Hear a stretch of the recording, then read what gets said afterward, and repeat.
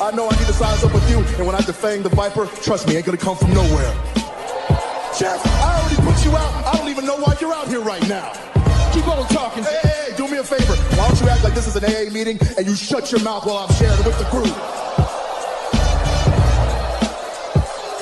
And Mustafa, you out here, a boy among men. And I'm gonna tell you what, you got lucky at the Rumble, so I know you're gonna come out here and run your mouth about how bad you are. But let me give you a little bit of a reality check. You see, Mustafa, you said that my eyes don't lie. Well, your eyes don't lie either, because last week, they were closed real tight when I put your simple ass to sleep. And AJ, hey man, be honest with me. How's our old girl Wendy doing?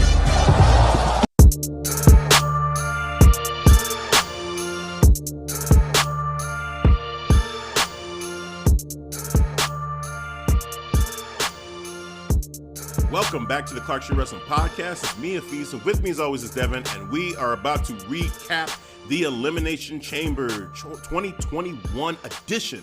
So, we had a couple different chamber matches here. We had the WWE Chamber match, WWE Championship Chamber match, and we had the Universal number one contenders chamber match, followed by the Universal Championship matchup. Basically, a 6-man death match, and the winner gets the final boss. This is Roman Reigns, the Tribal Chief, a.k.a. Shao Kahn, in the finals. He got, whoever won, got him. So, you know, with him saying, "You suck" in the background and everything, man. Like, it was pretty cool. At least in my mind, that's how this whole thing went. So, yeah, it was definitely, you know, it was something, and we're going to get into details. I'm not even sure how I'm going to talk about this right now because I'm all over the place in how, you know, I kind of experienced it. It'll be fun to recap that with you, Devin. Me too. Yeah. So, yeah, man, just let's just jump right into it, man. Let's go in order. So, before we kick off the Elimination Chamber, there was a pre-show matchup. I did not see this pre-show matchup. Watch it. Yeah, I didn't see it. Didn't know it was going to happen, you know, but, you know, they did do a fatal 4-way match to replace Keith Lee. Keith Lee, I'm not even sure if they said it on television, like, why Keith Lee. Maybe they're still saying he's injured from what Bobby Hit did to him. I think it's a legit injury now. Is it? Okay. Well,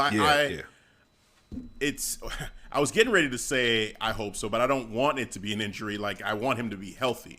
But I was fearing that he would just gotten taken out of it for other reasons, like Vince just not believing in him. So to hear it's an injury, it's like, it sucks to hear he's injured, but there's that small sense of like, well, okay, so it's not what I thought, where it's like, all right, Vince is just saying, you know, go back to the PC, or, you know, like, right. I don't think I don't have anything for you kind of thing. So, yeah, it still sucks though that he's injured, with that being the case, you know, so, get well soon, Keith Lee. But we did have that fatal 4-way matchup to figure out who was going to be the replacement in the United States Championship matchup. We had Elias, we had Ricochet, we had Mustafa Ali, and we had John Morrison. At the end of it, John Morrison did end up picking up the victory. I saw some highlights of the matchup. There was some shenanigans with Retribution. They were on the side. Mason T-Bar were kind of getting involved a little bit in the matchup. Ricochet had his moments, you know, doing his flips and cool moves in the ring. And seeing this group, I was actually surprised that Mustafa Ali didn't go over in this and just end up winning this matchup. It was kind of like, all right, this is your opportunity, WWE, to give him some relevance. Faction. And they said, nope. Trash, exactly. Trash faction, for sure. It's just, must be how they feel about it too, because they just can't give them the win to save their lives, man. They're like, screw this team, man. Like, but like, I don't know. I don't get it. I just still don't get the Retribution, man. Just split them up. Lucifer, man, just blow the shit up, man. It's like every week you're always getting on them. Like, how can you fail me again? Every week you failed me. And then he go ahead and muff T-Bar on the head. I'm like, you failed me.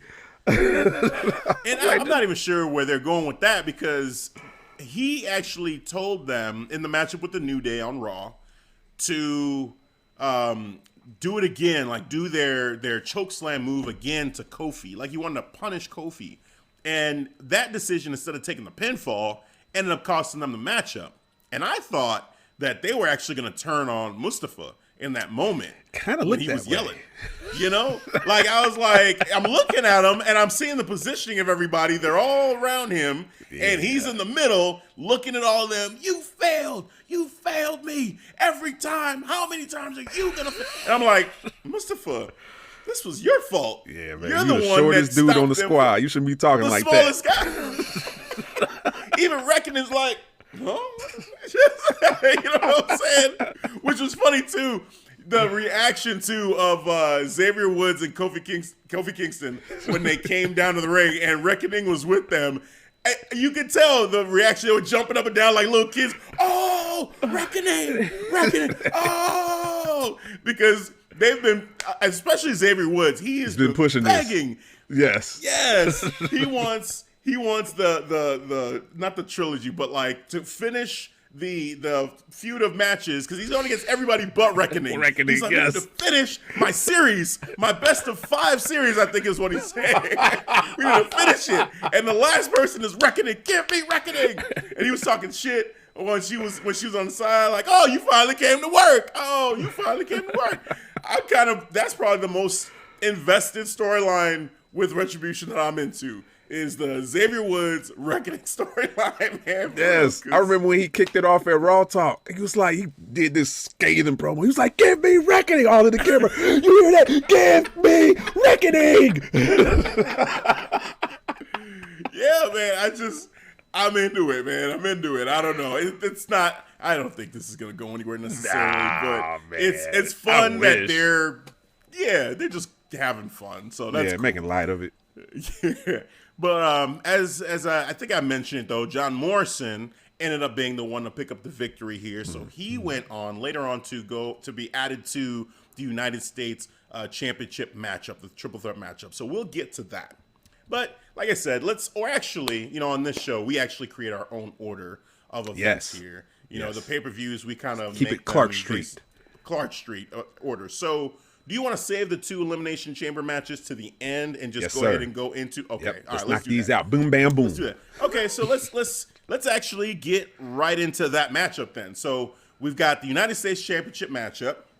We had it was Matt Riddle, it was John Morrison who was added, and of course Bobby Lashley. I'm gonna call him Jiren now because I'm seeing Dragon Ball Z Super or Dragon Ball Super and watching Tournament of Power. And Jiren gives no fucks, and Goku, Vegeta, y'all wanna come at me? Bring it! I don't even care. You want to do your little final flash? We got a spare bomb? Hit me with it. Let's see how that feels. I want. You want to go Ultra Instinct on me? Okay. Ultra Instinct. That was a nice move, man, but nah. like what? So yeah, man, Bobby.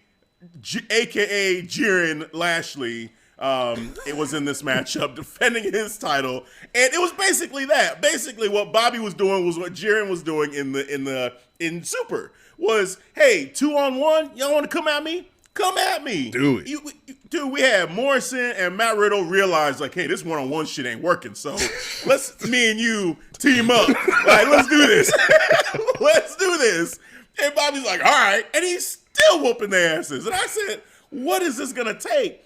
Finally, they did kind of get the upper hand on Bobby. Yeah. They got him to the outside, and then it became a one-on-one matchup for a little bit between Riddle and Morrison, which was cool. Those two similar styles, speed, body type. It was cool seeing that matchup. Good chemistry. Real good chemistry in the ring. And then, Bobby kind of got back involved, but they kept trying to get him out of the ring. In the end, it ended up being Matt Riddle who ended up picking up the victory, beating John Morrison, while Bobby was, I believe, on the outside. 1, 2, 3. Yeah, he hit him with MVP crutches. That's why. It took Matt Riddle thank you for reminding me hit Bobby Lashley in the back with the crutches. He was like, I got to roll out the ring. Left an easy win on John Morrison. It was. So I had mixed feelings when I saw it, right? Because Bobby Lashley has been booked super strong. And it felt like, all right, Matt Riddle, I don't know if I can ever believe him, winning a matchup against Bobby ever again, based off the way he'd been ragdolling Matt Riddle all this time. But then the way they did it, right? Okay, so you got a triple threat, so it's 2-on-1. And then he brings in the crutch and hits him with the outside object. And hey, triple threat rules, there's no disqualification. Right. So you could do stuff like that. So it makes sense to go ahead and do that. And then, yeah, I think Bobby still looks strong. I just kind of wasn't ready for Bobby to lose the title. I was just like, man, I want this to go all the way through WrestleMania and beyond, man. Like, destroy them. Destroy them now, Bobby. Just keep going. So, even if they were going to do something with, say, him and Drew in the future at WrestleMania, which we had talked about on the show, I thought Bobby would still have the United States Championship while that happened. Yeah, and he's trying to be a double champion. Yes. That's what I thought. So, but it is what it is. And with Matt Riddle coming out with that Evel Knievel, get up, that entrance gear, it was like, I saw it. Yeah, I saw it. I was like, they're going to give him the title. And they did. But at least they did it in a smart way. Yeah. But I want Bobby, Jaron Lashley to keep that title. It was bittersweet. It was bittersweet. It was. But cool for Matt Riddle. For Bobby, later on, this would not be the last we would see of Bobby Lashley. So my thoughts kind of started to change a little bit as things went on. But my first reaction was like, shit, Bobby lost the title. Good for Matt Riddle, but shit. Yep. But then, we'll talk about what happened later on for Mr. Lashley. From your side, any extra thoughts you wanted to add into just the whole matchup and how you felt about it? I just like that little part when Matt Riddle took the crutch from MVP. MVP was like, "Come on, man, don't come on, for real, serious." He was like, because at first he was all like, "Man, what you gonna do? You think that talking real tough? It's gonna hurt him? You think you're gonna hurt the Almighty with that?" And then he took his crutch. Like, hey, man, seriously, stop playing, man, stop playing, stop playing, for real, stop playing, stop playing, man. Stop playing, stop playing, Matt. Man, you gonna take my crutch? Man, stop playing. I was like, this is good, man. MVP. It is. That was some good, like, just selling and acting and everything. Like, oh my God, that was awesome. MVP is doing his thing, man. So I was cool about that, man. That's what entertained me in that triple threat match for the United States Championship. Yeah. All right, so let's keep moving because, like I said, we will talk. This won't be the last we talk about Bobby Lashley on this episode. No, so let's keep it moving forward. We had the women's tag team championship matchup also take place at Elimination Chamber here. We had Nia Jax and Shayna Baszler defending their championships against Bianca Belair and Sasha Banks. Devin, you take it from here, man. What you think of this match? This match was cool, man. I thought they would treat it as a throwaway tag team match because it just seems like they just, Shayna Baszler, Nia Jax, they just need somebody, a team to defend. So they just use Bianca Belair and Sasha Banks. But nah, man, it was an awesome match. Just the physicality in there. Shayna and Nia Jax. I like their chemistry. It's just like hardcore. Almost reminds me of the Bar, I should say. How they first got together. Because the Bar, they didn't, Cesaro and Shane, they didn't like each other. It took them the best of seven. Yeah, like a best of seven. Right. Yeah. I remember that, man. Like, it had a best of seven series, man, to finally come together and see eye to eye. And that's how I feel about, about this same tag team. Just, they don't like each other, but they see eye to eye. They're on the same page when it comes to it's time to whoop ass, and I don't give a shit. So that's what stuck out to me about this. And I love Bianca Belair and Sasha Banks. She was doing amazing in the selling. Just her. At times, I gotta be real. That body slam Nia Jax drop on Sasha. It's like, ooh, I hope she's okay. Because she has a history of not giving a fuck. So it's like, woo. But she looked like she was cool. She was being safe. But outside of that, fun match for a tag team women's match. Yeah, the chemistry on with Bianca and Sasha too. You could tell like they truly have fun together. Mm-hmm. Like from the entrance, I could tell that Bianca had thought about what she would do with Sasha in the entrance. Like they were up on the apron, and to the music, to the beat, like she like did like the little blow the kiss, and was twirling her braid while Sasha was doing the thing with the brass nuts to say boss. Yep. I was like, they've worked this out. They've worked this out. Like I really appreciate it. Practicing. I was like, okay, like that was because it's, I don't know, there's that mutual respect that their characters have for each other, but also too, I can only imagine like behind the scenes that these two like really just do have a mutual respect for each other as well. And it just came through like that whole thing just had all that flood my mind. Like, yeah, this is that respect just kind of, I felt that. And even during the matchup, you could tell they had some tandem moves that they worked out together. Like, it was just fun to see. I knew in my mind this was short-lived. We're not going to see, long-term tag team, with these two. I didn't expect them to win the matchup necessarily because, we've got the Dakota Kai, Raquel Gonzalez matchup coming up on NXT, and I figured that's probably the more likely place that Shayna Baszler and Nia lose if they're going to lose. But I was enjoying the moment and what it was. And, Reginald, made his appearance in this matchup again. Oh, Reggie. And I'm still trying to understand what's the end game, Reginald? Like, what are you doing? Because he went out. Now, okay, what we think, and I think me and you are on the same page with this, is that, Reginald is teaming up, or maybe we see a Sasha Banks heel turn. That happens. Yes. And, Reginald is now Sasha's sommelier. I don't know what. I don't even know what you would call it. But her something, because she seemed to be more accepting of, like, when he said, hey, I'll have a bottle of champagne waiting for the both of you when you, after your victory. I would get my best wine, my best bottle of champagne.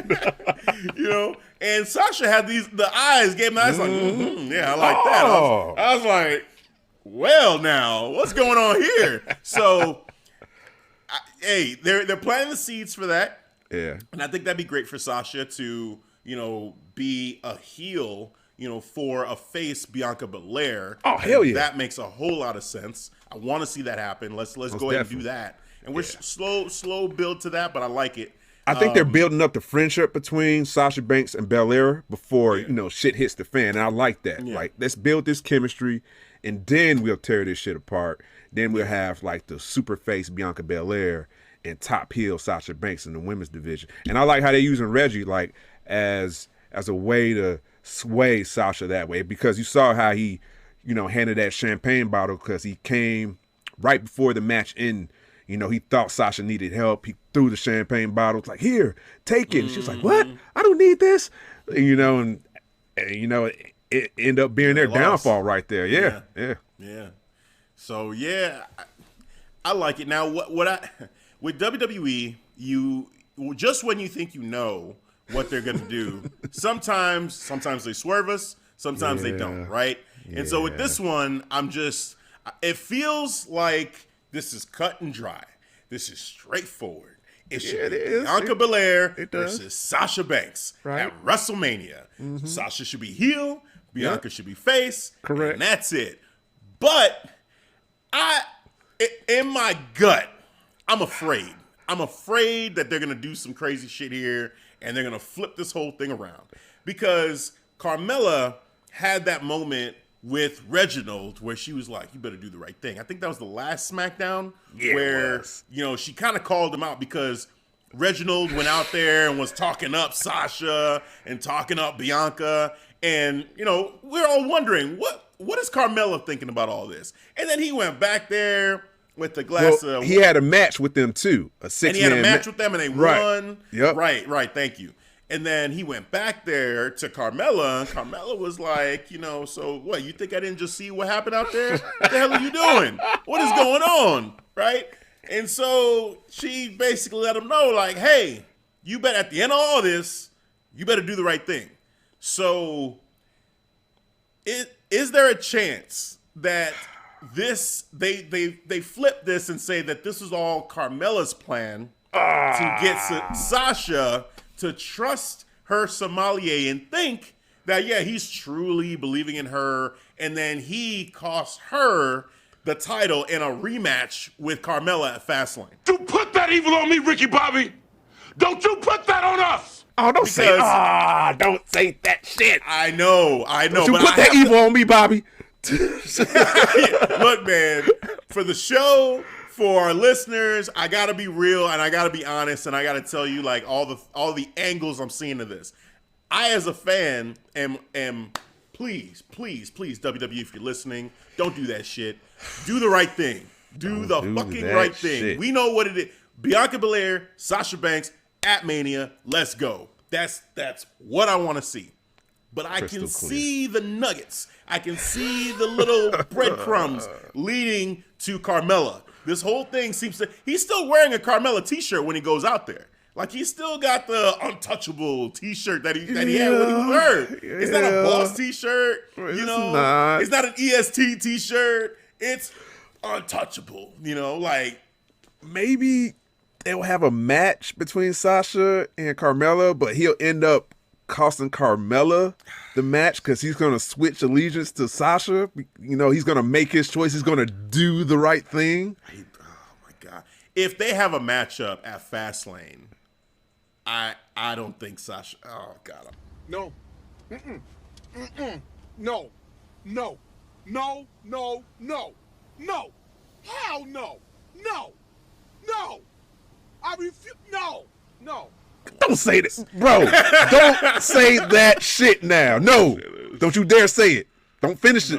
Don't even do it. Throw that thought away. Just throw it away. Throw it in the shitter. We don't flush it down the toilet, man. And never bring that shit up. No. God. I will not have that here. I will not. No. No. No. No. We're not doing that. Hell no. No.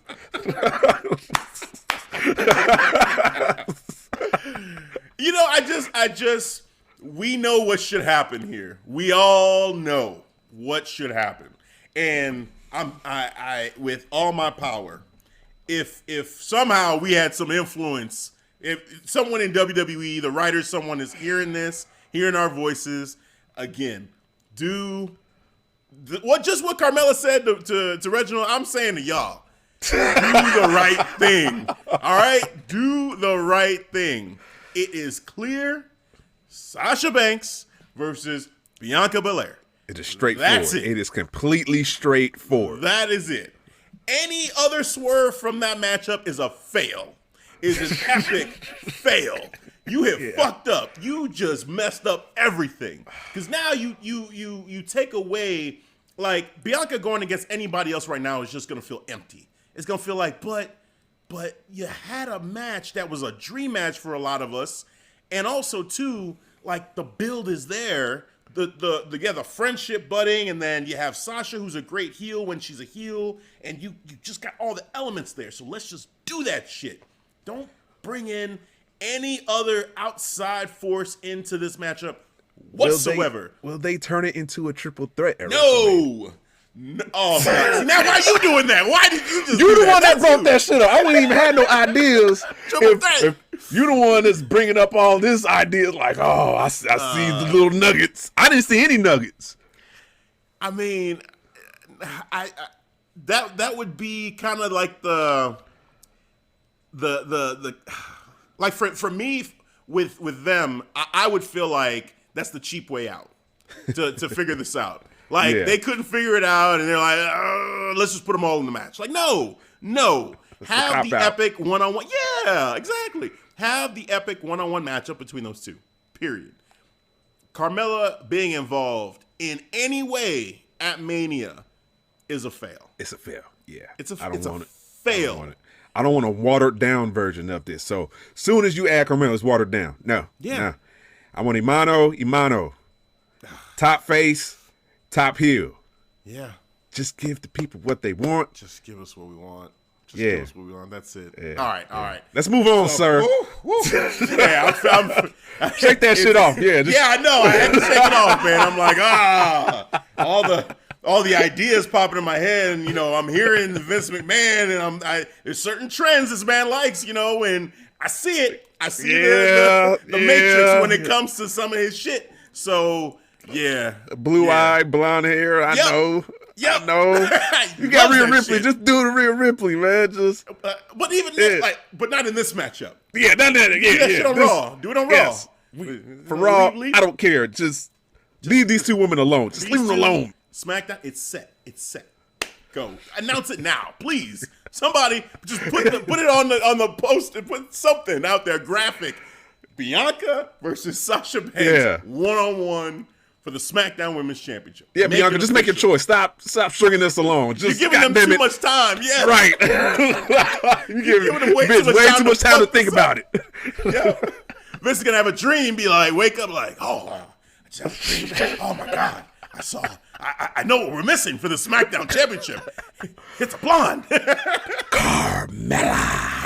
It's right there. Reginald's been the storyline the whole time. It's right there for us. Just put her on the match. Shit. Oh, no. No, man. All right, let's move on. From that. So, gosh, what else outside of the Elimination Chamber matches? That's it, right? Like, I'm seeing 7 different things listed out, right? But there was only the Elimination Chamber matches outside of what we just talked about. Like, why is there so much here? Because they're treating the Roman Reigns match as a separate. It's 2 different. Come on now. And the Miz too as well. That's a separate match. Yeah. Oh my God. Crazy, man. All right. So which one would you like to discuss first? The WWE Championship matchup with Drew, or the Universal #1 Contenders Chamber plus the Tribal Chief? Let's do it. Let's start with the Universal, man. Start with Universal. The Tribal Chief. Okay. All right. Cool. So that one with the Universal Championship matchup was actually the first. That was the first match of the night on the Universal side. Yep. So the participants we had Kevin Owens, King Corbin, Sami Zayn, Jey Uso, Cesaro, and Daniel Bryan. Daniel Bryan and Cesaro started the match off with the other guys in their respective pods.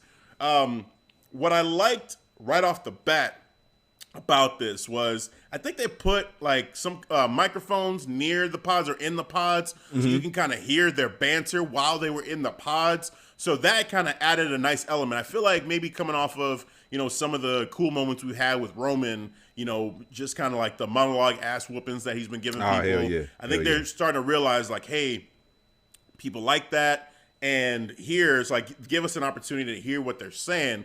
Sami Zayn, I felt like, kind of really stood out with that because he was saying stuff to Corey Graves when they took away his documentary guys. Corey, call it out. This is an injustice. Talk about it. Corey's like, I'm talking about it right now. I'm doing it right now. I'm doing it, Sammy. I'm doing it. So I'm being instructed by Sami Zayn to call out that this is an injustice, that he's not happy. Okay, Sammy. I got it. I was like, all right, cool. And then when it was his time to come out of the pod, well, actually before that, when the first person got released, you could hear him saying, not me, not my pod, not me. I was like, what the hell? And then, people would get close to the pod. He's like, get away from my pod. Get away from my pod. Get out of here. Get away from my pod. So that was cool. Kevin Owens too, he had some banter going on. There was a cool moment with Sammy. We'll talk about that a little bit later. So that was cool. Jey Uso, he had some banter. Him when he came in the ring, Jay and Kevin. He was talking that shit.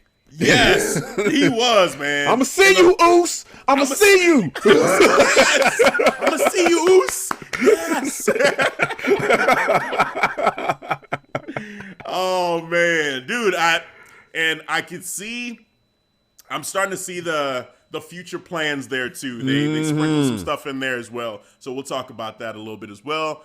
And then King Corbin, he had a good showing in the matchup, but he just. I don't know, man. It just wasn't there. It just wasn't there with Corbin. So the matchup itself, overall, like I would say this, that Cesaro stood out a lot as I was watching it. I thought Cesaro was gonna win. He felt like the strongest person there, the strongest character, the strongest wrestler. Yeah. Just all the momentum seemed to come together. I love his uppercuts, how he go from corner to corner. Every time he does it, I think of Street Fighter. Are you kick? Are you kick? Are you kick?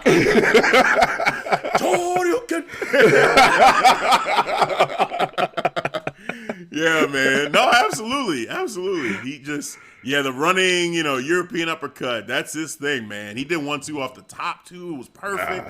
Yeah, man. He just seemed super strong. I felt like he was the best booked there. And then who else? Like I said, Sami Zayn kind of stood out to me. Jey Uso definitely had a great showing in this. Like he eliminated. He got Kevin me to Owens. be pissed off at me, man. I was pissed off that he got Cesaro. Because I'm thinking like Cesaro's looking strong. Oh, man. Cesaro caught Daniel Bryan.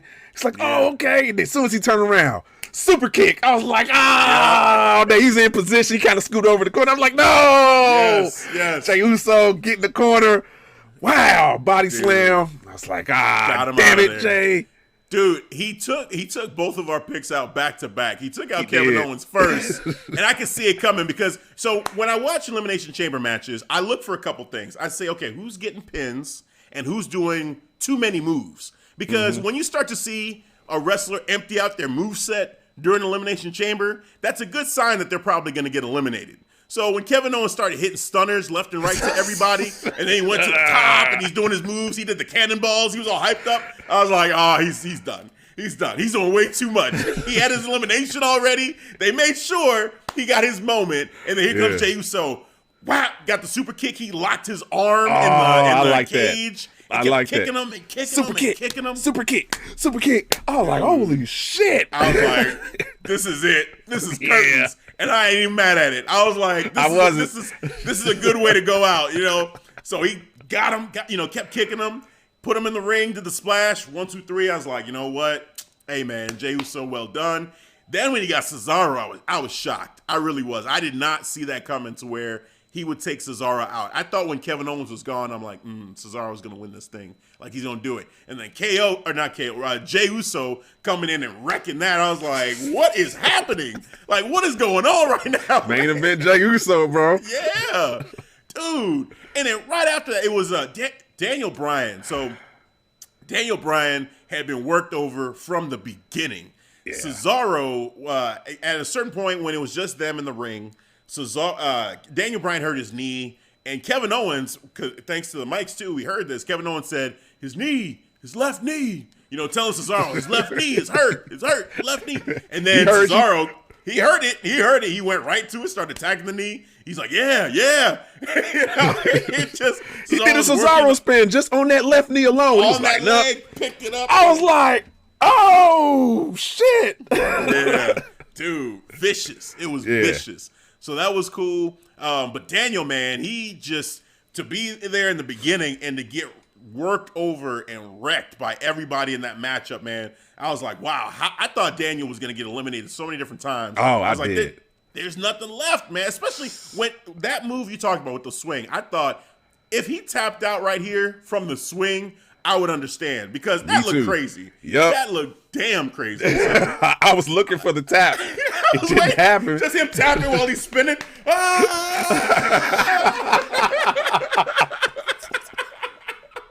wouldn't have been shocked. This is a ride I do not want to do, bro. Just get me out. Get me out. He's going to do his best Tommaso Ciampa, man. Get me the hell out of here. Help. Sorry, Tommaso, but I can't forget that, man. You tapped out to Timothy Thatcher, man. What's going on? But, yeah, man. So Daniel got worked over the whole matchup. In the end, it was Jey Uso and Daniel Bryan. And I'm like, I thought Jey Uso was going to win it at that point. When it was just him and Daniel, I'm like, I know that I felt, because one of the guys that I thought, okay, kind of stood out to me was Daniel Bryan, but Jey just sold me, man. It just felt like this is going to happen. And then I'm curious now what's going to happen when it's Jey and Roman in the ring together. Like, is Jey going to lay down? Like, these were all the thoughts run through my head. And then Daniel Bryan kicked out. And I said, oh, fuck. I know what's going to happen now. Mm-hmm. As soon as he kicked out, I was like, oh. So Daniel Bryan, he kicked out. They little bit of back and forth, but he caught did he get rolled up or was it the running knee? I forget. It was a running knee he caught him, I believe. Okay. If I remember. Oh, it was a. It couldn't be running knee because his knee was gone. His knee was gone, and at the end of it, so Daniel Bryan got the victory. He beat Jey Uso, and he was dead. Like, he was literally face down in the mat, asleep. Like, didn't get up for about 2 minutes. Yep. And you just hear the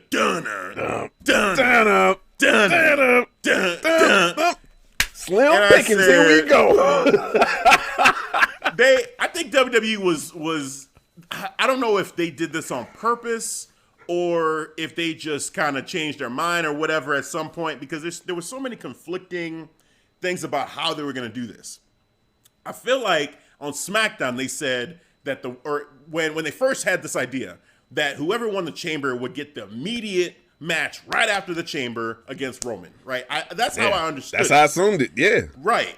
But then on at the pay-per-view, you had them saying tonight. Like, okay, there's going to be a gap. And I'm like, where did that come from? Right. I thought this was going to be right after. Yeah. So, they're saying, oh, tonight. And then the match ends, and then you hear the music. And Michael Cole's like, yeah, he's getting the shot right now. And I'm like, I knew that. Like, what are you guys doing? Like, just, I don't know. That to me was a little bit weird, but cool. They hit the music. Roman comes out. It's a foregone conclusion at this point because, again, Daniel Bryan was probably the most damaged part of the person in that matchup. Just, he was half dead as is. It was a shock. He won. And then to have to go against the tribal chief after that, I was like, not gonna happen, sir. Yeah, this is a wrap, man. So he caught him in the label lock. Yeah, he tried to go for the spear, then caught him in the label like you said, and then he kind of muscled his way out and just started beating the shit out of him like hood style, like huh. I'm like, holy shit, yeah, it's over. Ground and pound, just pure like MMA ground and pound. Ref, don't stop this. Like, he looked at the ref a couple times. Don't you do it. Don't you do it. What you doing? You step away. I'm doing work right now. Just just kept ground and pounding him. Got him in the guillotine. Choked him put out. Him to sleep.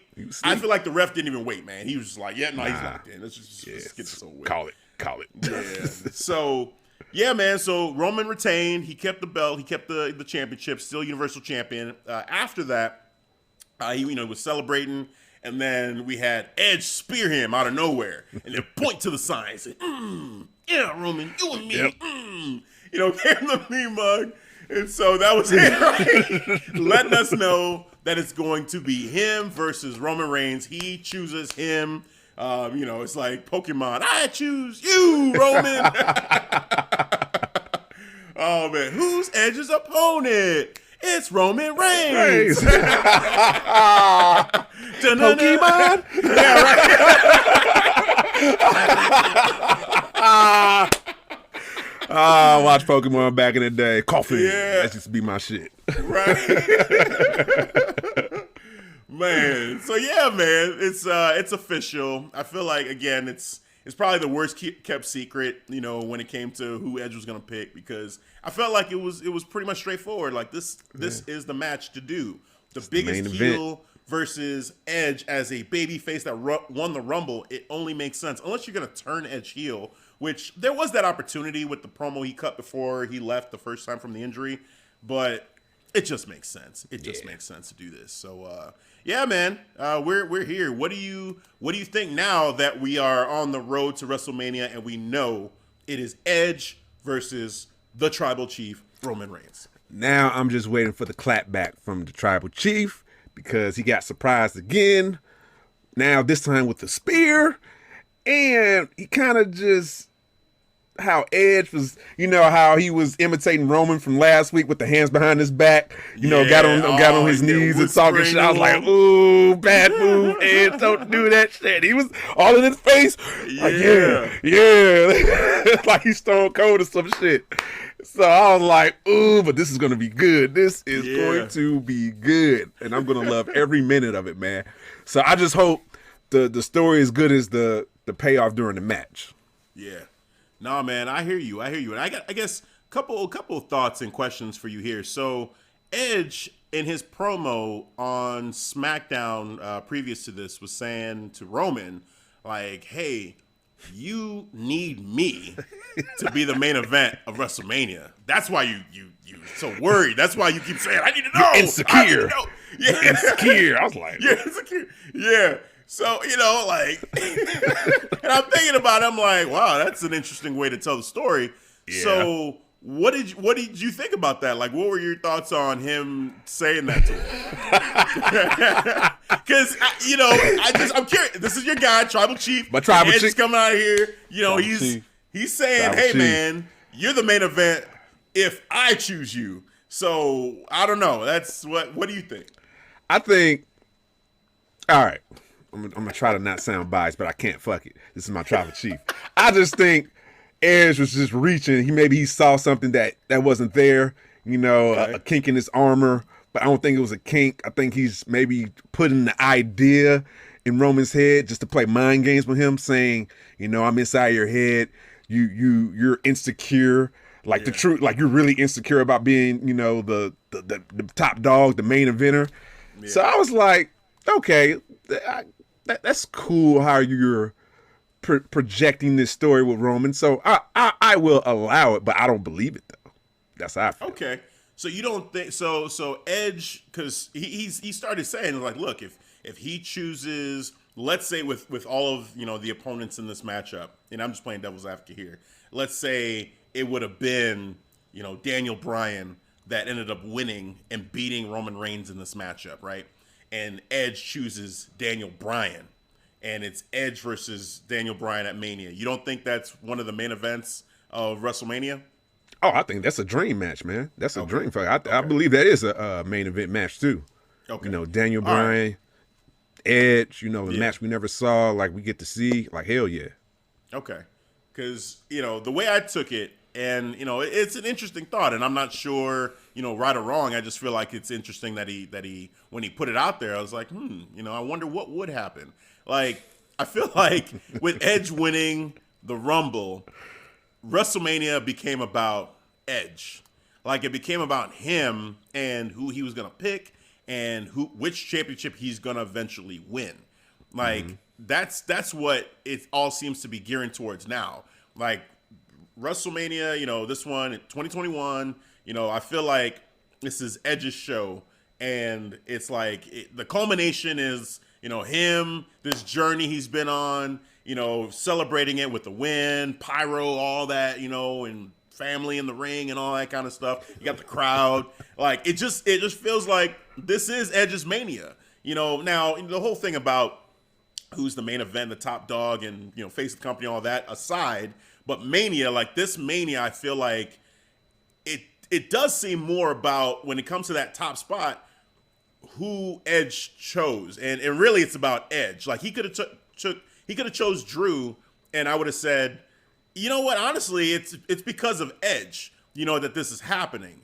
Versus like, oh, Drew is there because he's the main guy, or Roman's there because he's the main guy. I think really this year alone, with everything that is around Edge, with him coming back from this, injury in this, amazing way, I feel like it is about him. It is. I could believe that, because you see even the backstage segments, the various wrestlers he's talking to, giving him that rub. So I feel it is, like, to your point, it's all about Edge, man.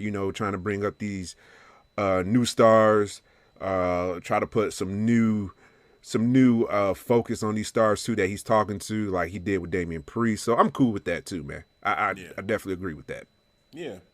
So yeah, man, it's gonna be interesting. I had mixed feelings about the matchup, the Elimination Chamber match itself. As I was watching it, I was entertained, but when it went straight to Roman Reigns and Roman Reigns beat Daniel Bryan, I was just like, this is so predictable, and I wish they would have gave us something to spice it up a little bit, make it more interesting, and it was what it was. Edge coming out in the moment for me was like the highlight of it all, because it's like, okay, now we officially put a stamp on it, and we're getting into the story. We get to, sink our teeth into the story, So now, though, even with some time having passed and having watched the match a little bit again, the match itself I thought was cool. It's just something like, to go through all that and then to have Roman Reigns come in and just Like, basically, he could have just coughed in Daniel Bryan's face, and the match would have been over. Like, he was dead, man. So, I don't know. I was like... That match was only a minute and a half. That's all it was. 1 minute and 32 seconds. Yeah, it wasn't nothing. It wasn't nothing. No, so, just and for me, I'm still... Yeah, exactly. And for me, too, like, you know, I think we talked a little bit about Roman and saying, like, okay, that distinct win, right? Like that one win where it's like clean, like, okay, even though you're heel, like getting that victory that says, hey, you are not to be fucked with. Like, I feel like Bobby gets that a lot. Bobby has had a lot of all those the time, wins, all the time. You know? I think even I got to admit this too, even what the Tribal Chief did to Daniel Bryan, I think still that door is still wide open of when we're going to get that definitive win, that heel win, that dominating. Like, yeah, he was whooping his ass, but it still didn't feel like it was dominated because it was just slim pickings. That's all it was. It was a layup. You know, he got an easy ass layup, man. Come on, man. Like, this ain't... He was cherry picking at the end of the court. I just threw a long, deep ass pass. He caught it. Nobody's around him. He got time. Just go for this layup. Just there we go. It's like back when D Wade was with the Heat, or D Wade and LeBron were with the Heat. Yeah. And you know they would throw those full court passes to each other. You know, it's like, come on, man. Like, of course you gonna score. Like, what's going on? So right. You know what I'm saying? So yeah, it had that, and I agree because I'm looking for that. I want to see that for Roman because I feel like he's killing it with the promos. He's killing it with this character. And that last thing that I feel like would really just put him over the top as for this character would be like him looking stupid strong by getting a clean victory against somebody. Like, I mean, let's run it back with Daniel Bryan fresh and have him just definitively beat Daniel Bryan. Not like a squash, but just like a competitive win, but clean. I think what his downfall is, too, is Roman, he sells too much. He sells too much to be a top heel. Look at what Bobby does. How much selling does he do compared to Tribal Chief Roman Reigns? Yeah. Like, he makes him look good, but I remember when he went Jay, what was that, 3 months ago? Yeah. Bro, he made Jay look good, but like, come on, man, if you a beast, just shut this dude down, plain and simple. You know what I'm saying? Like, and then Kevin Owens, you just stringing this man along. No, sir, no. It should be like how during Bobby Lashley basically destroyed Matt Riddle. Like, no chance. He was just not on that man's level, bro. Yes, not on my level, sir. You're not even close. Nowhere. You're not this close. You like this wide open, bro. Just nowhere near my level. Exactly. Yeah, and with the Tribal Chief, it's like maybe Jay is somewhere on there. Like, this is Jay. This is the Tribal Chief. It shouldn't be like that. No. It should be a discrepancy in power. Like, this is where he's at. Remember the lead up to that first match against Jey Uso? We thought, oh my God, Jay is going to get destroyed. He's going to get the worst ass whooping of his life. Like, I remember going in there and being like, oh my God, the way they're setting this up. And Jay was like, yeah, we're going to have this great matchup, man. It's going to be great. Family, I can't wait. Oos, it's going to be fun. Me and you, like old times. And Roman Reigns would be like, yeah. Nah, man, I'm going to fuck him up, man. I'm going to beat his ass. Like letting them know, or letting us know, at least the audience, like Jay thought it was cool, but we saw it was like, oh shit, look at his face right now. And then that match happened, and for the beginning of it, it felt that way. But then you saw Jay come back, and then Jay almost won. He basically won. Like, shouldn't be close. So many close. Shouldn't be close. I was like, wow. It's getting 2.9 close finishes. I'm like, no. Yeah. So, and it's one thing. Like, I enjoy that story. Like, I feel like the Hell in a Cell matchup too. That follow up, great story told. Oh my God. Like, I still think match of the year is what I call it. Yeah, I had tears in my eyes. I cried. Yeah. Oh my God. I was weeping. They told. Amazing story. So I feel like you want to do that for Jay because you got the family connection. You're trying to tell this amazing story. Cool. But then we got to go back at some point to this guy. Remember now, as a face, he was like the one of the most, like, I don't know, just overpowering characters. Like, he beat Undertaker at WrestleMania. He did. Like, this guy did that, but then he can't beat Kevin Owens clean. Like, not even once in 3 shots. One of those had to have been a clean victory. The last one especially, I feel like, should have been flawless victory. You go out there, sure, you're beating each other up a little bit, but then at the end of it, Roman Reigns, he says, enough of this bullshit. I'm tired of playing this dude.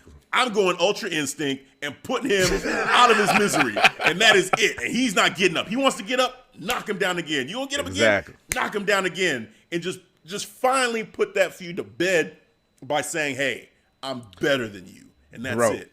Honestly, if they was to ever do this match, this is the only time I will actually pick against my tribal chief. I'm sorry, but this when logic comes in, sir. You understand? Oh man, okay. if they was to ever do Bobby Lashley versus Tribal Chief, yes, I thought about that. Yes, I'm picking Bobby, sir, all the way. Just Bobby. Yeah, I got off to the booking. Yeah, off how strong both of them. How strong he is, especially after last Monday when he did the bronze, sir. Yeah. Oh my God. Come on. Yes. And remember the match that Tribal Chief had with Braun? Like, he almost took him to the limit. I got to choke him out. Yes. No, sir. That my man got a pin on his ass. Yeah. Bobby Lashley took his ass up, choke slam. Boom. I was like, what shit. Did you just see? What the fuck is going on? I'm scared. I did not think that was coming. I did not think that's the way they were going to do that. Braun. He was like, bro, you lightweight. Oh, you lightweight, sir. You're not on my level. Oh, well, yeah, you got big muscles, but what can you do with it? This dude is a monster. And he just treated him like he was nothing. When I saw that, I was like, if they was ever to do Tribal Chief first, I got to go with my man Bobby. I'm sorry. I'm sorry, Tribal Chief. Bobby Jiren Lashley, man. Bobby Jiren Lashley. That's just, it's the truth. I thought about the same thing, man. We on the same. We are, man. Playing field there, man. Because I thought about that. I was like, if as heels, I feel like Bobby has just been booked so much stronger. It's like anybody that goes in the ring with him, I'm scared for them. I'm scared for whoever he goes against. I'm like, you're not winning this match. I was scared for Keith Lee when they set that up. I was like, when Keith Lee went against Matt Riddle on the end of that match, I'm like, how the hell this man's going to beat Bobby Lashley? How? He's laughing. How, Sway? Yeah, MVP was like, oh, man, bro, we got this. I ain't worried. Light work. I ain't worried. Yep. I ain't worried, guys. Have a good night. I'm going to leave commentary happy because from what I just saw, this is over. Yes. That was my man is on a mission right now, bro. Yes. He just 100%. just so focused. And I'm like, he is, bro. Dude, February is your month right now, bro. Just keep killing it. Just keep killing it, my guy. I mean, we're going to see what happens come March 1st, man. Hopefully they're not doing this because, hey, Black History Month. Let's give Bobby Lashley, some love here. But Monday Night Raw, that's March. That's the first day of March. I hope. Hey, man, please. Well, we'll get into that a little bit. Yeah, we'll get into that. We're going to talk about the WWE Championship. So, yeah, let's switch gears then and go to the other Elimination Chamber matchup that happened. This was the main event of the evening as well. So, the participants, we had the champion, Drew Epic McIntyre versus AJ Styles, Jeff Hardy, Kofi Kingston, Randy Orton, and Sheamus, his former friend. So yeah, this matchup, Sheamus was in his feelings. Yeah. Well, you break this one down, man. What were your thoughts on this chamber? So I remember when you was talking about the banter in the first Elimination Chamber match. Yeah. I thought the banter was stronger in this match, especially AJ Styles had me rolling, man. When who was the last two people? I think it was Randy Orton and did Jeff Hardy go at, or was it? Yeah. They started the match. They started the match. Yeah. So when Randy entered the Elimination Chamber, he's having this stare down. He goes to Drew, staring at him, and I hear AJ in the background. Oh, we got to stare down. Oh, we got. He's like, oh, I'm scared. Oh, I'm scared. Scary man coming this way. Watch out. Watch out. Scary man coming this way. Hey, Randy Orton, he goes up to AJ. On Sheamus, like, man, fuck he went to bro. Sheamus's pod, dude. That fucked me up, man. Oh, bro. Bro, Sheamus. He had the worst view in the house. He was in the wrong pose in front of your ass, my guy. You about to get all this pose right here. James just looking at it. Right here. He said, right here, like, enjoy the view. Yeah. And then just in his pose. Oh, bro. When Orton got the Kofi had me rolling. Yo, he was like, look at the quads. I see those quads, man. You been working out on them quads. Quads looking thick. Got some thick. I know Randy Orton wanted to bust up cracking, bro. Because I would have been dying laughing. Oh my God. How do you stay in character with all that going on, man? Yes. Oh, yes. I was enjoying the banter. The banter was on point. Oh, Elimination Chamber. Yeah. Yeah, man. So, yeah, we had Randy Orton, I believe, was the first person out of the matchup. You know, who did he get pinned by? I don't even remember who took him out of the matchup. But regardless, like, I was shocked by that. I thought that he would stick around for a longer period of time, maybe even have it be him and Drew at the end, you know, because they would tease like, oh, maybe Edge is going to pick. Well, no, they had already done the SmackDown side. So we already knew by this point that Edge had picked Roman. So that's done. So I guess it kind of makes sense to just kind of get that out the way. But Randy's still Randy. You know, I thought Jeff would be the first one gone because Jeff felt like the least likely to win it anyway. But yeah, man, they took him out quick. So that was a little bit shocking. Yeah. You know, we had because you know what? Because when they showed everybody like a video with the title, he was the only one that still had the spinner title. That's how long it's been since he had the WWE title. Everybody had the updated one, the big W. And then when he got the Jeff, I'm like, man, you still got the spinner, my guy? How long has it been, bro? That's the one you had. The spinner belt. No, you don't need to be in this match. No, exactly. Kofi, again, he had a point when he said, hey, man, so I was champion more recently than all these dudes. And you see that picture with Jeff Hardy with the spinner belt. You were thinking, yeah, they picked Jeff Hardy over Kofi Kingston in the first place? How'd they do that? Like, what? Where they do that at? What? Come on, man. Look at his belt. Look at the belt he's holding. Yes. Yeah, it's crazy. It's crazy. So, yeah, I mean, hey, Jeff's great. You know, he's a legend, you know, for sure.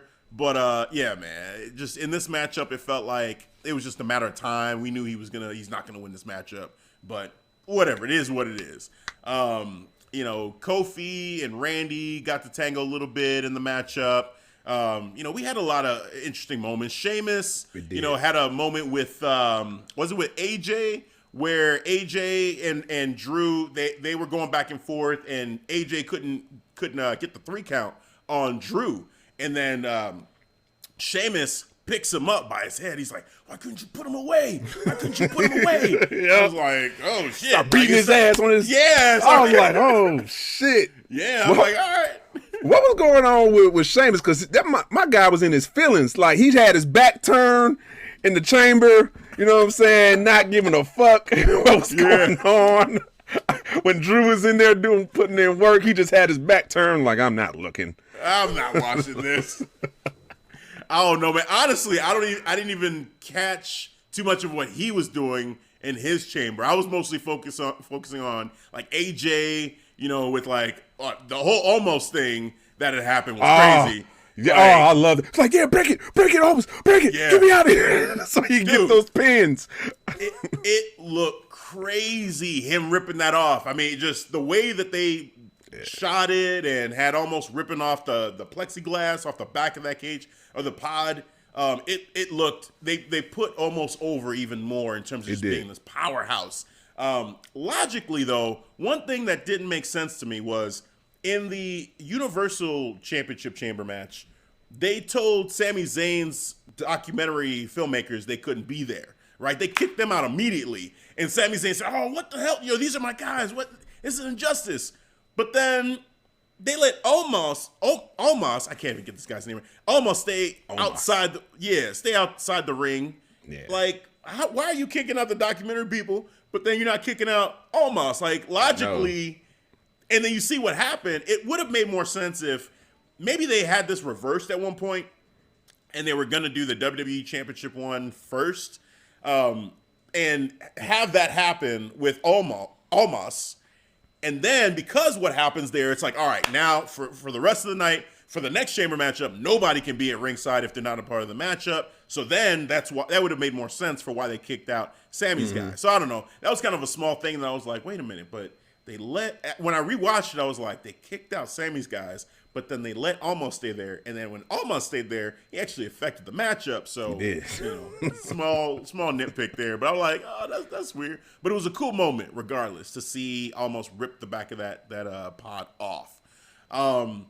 So we had that happen. Now let's just get into it. Let's talk about the finish here. So we had at the end the final two, because Sheamus I think got eliminated. He did. Third before we got to this. So the final two was Drew McIntyre versus AJ Styles. Now in the beginning of the matchup, just to go back a little bit, when they were in their pods, I remember one point AJ was saying to Drew, I think it was when AJ came out for his entrance, he said, "You're gonna regret having agreed to this. You should have never agreed to this, Drew." Like he was telling him, like, you should have never agreed to this. I was like, okay, all right. So again, AJ Styles, the trash talking was awesome. It was on point. So, they have their moment again. It's AJ Styles versus Drew McIntyre. AJ Styles went for a phenomenal forearm, gets caught in midair.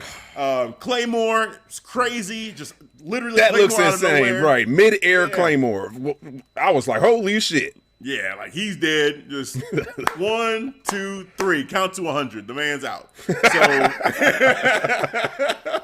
So yeah, Drew McIntyre ended up being victorious. He won the Elimination Chamber matchup, retaining his title against 5 other competitors. So good for him.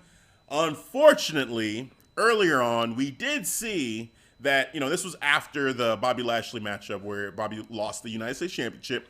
We saw a conversation happening with Miz and MVP.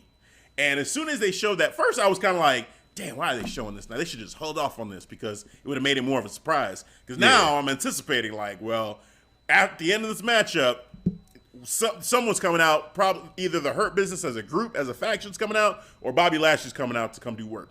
And, Drew's celebrating, he's doing his thing. Yeah, he's kissing the title. He's kissing it goodbye, basically. He's kissing the title. Saying goodbye. Goodbye. And then we get yet another spear after the matchup because we had Edge spear Roman Reigns. Now we had Bobby Lashley spearing Drew McIntyre, and he just beat the dog shit out of Drew McIntyre, out of him, man. Drew couldn't even stand at one point. Like he was just brought him outside the ring, beating his ass, threw him in a barricade, bringing against the table, smashing his head in. Yeah, he was dead weight, man, at that point. Then Bobby Lashley leaves the ring. Awesome. And then here comes the Miz with the briefcase. I'm cashing in. At this, we all are like, oh man, like this guy's gonna do this. Miz gets in the ring, or he's already in the ring. He kicked. They asked Drew, "You ready? He's like, yeah. And then he turns around, he gets kicked, goes down to a knee, gets that low DDT that Miz does, one of his signature moves. 1, 2, kick out by Kicks Drew. out. Yeah, Miz is like, what? Oh my God, what's going on? He's like, all right, calm down. Picks up Drew McIntyre, hits him with the what's Skull Crushing Finale. Skull Crushing Finale. Thank you. Hits the Skull Crushing Finale. 1, 2, 3. We have a new WWE champion. Legit, it is the Miz. Man, wow. Like, wow. So let's talk about this, all right? Because a lot of people, talking about it. I'm seeing a lot of reaction, a lot of mixed reaction back and forth. I'm seeing more positive than bad though, than negative. Okay, which is cool. Yeah. I guess I'm seeing a little bit of both, and okay. I guess I lean more in the positive way when I saw this, to be honest with you. Yep. Because for me, all right, Drew got the win and looked strong as hell because he beat 5 former champions in the Elimination Chamber matchup. Then Bobby Jiren Lashley, comes out, and he's the guy that put boots to asses and whooped Drew McIntyre's ass. All right. If Bobby Lashley does that to anybody, they're dead. Like, anyone could come out, you know. I mean, I would hate to say it, but Bad Bunny could come out and lay on Drew McIntyre and get the 1, 2, 3 at that point. Yeah. Anybody who's pinning Drew at that point after what that man just did to Drew. So it makes sense that it was done in that way. And then The Miz becoming champion. I am a fan of The Miz. I think The Miz does great work as a heel. I think he does great work as a character overall. I think he is underrated. I think he is one of those guys that just are underappreciated in wrestling overall because, you know, he's the guy from MTV, from the real world, you know, like he's not, you know, the premier athlete, you know, he's not the top class wrestler. All right. Yeah, but look at the work that he does. And I mean, he's been doing it for a long time. He's put in the work. He's put in the 15, effort. 16 years, man. Yeah, like I say he definitely does deserve it. He deserves another title run. Hell yeah. So I respect it. I feel like him cashing in, that's a great way to do it too. It's not like, again, you're not hurting Drew by him losing it in this way. And for Miz, it's like you're rewarding him for all of his work that he's done. And the kudos to be called the only, not even just the only two-time Grand Slam winner. Like that has never happened in WWE. That's crazy. First full time circle. ever. Full circle. Yes. Hey man, props to him. Congratulations. So that's awesome. Literally awesome. Fun Hell yeah, man. So that's my take. I was actually, when I saw, you know, the Miz getting the pin, I was actually happy. I wasn't like, oh shit, we're doing this. I was like, oh shit, we're gonna do this. That's what's up. Yeah. Got the pin.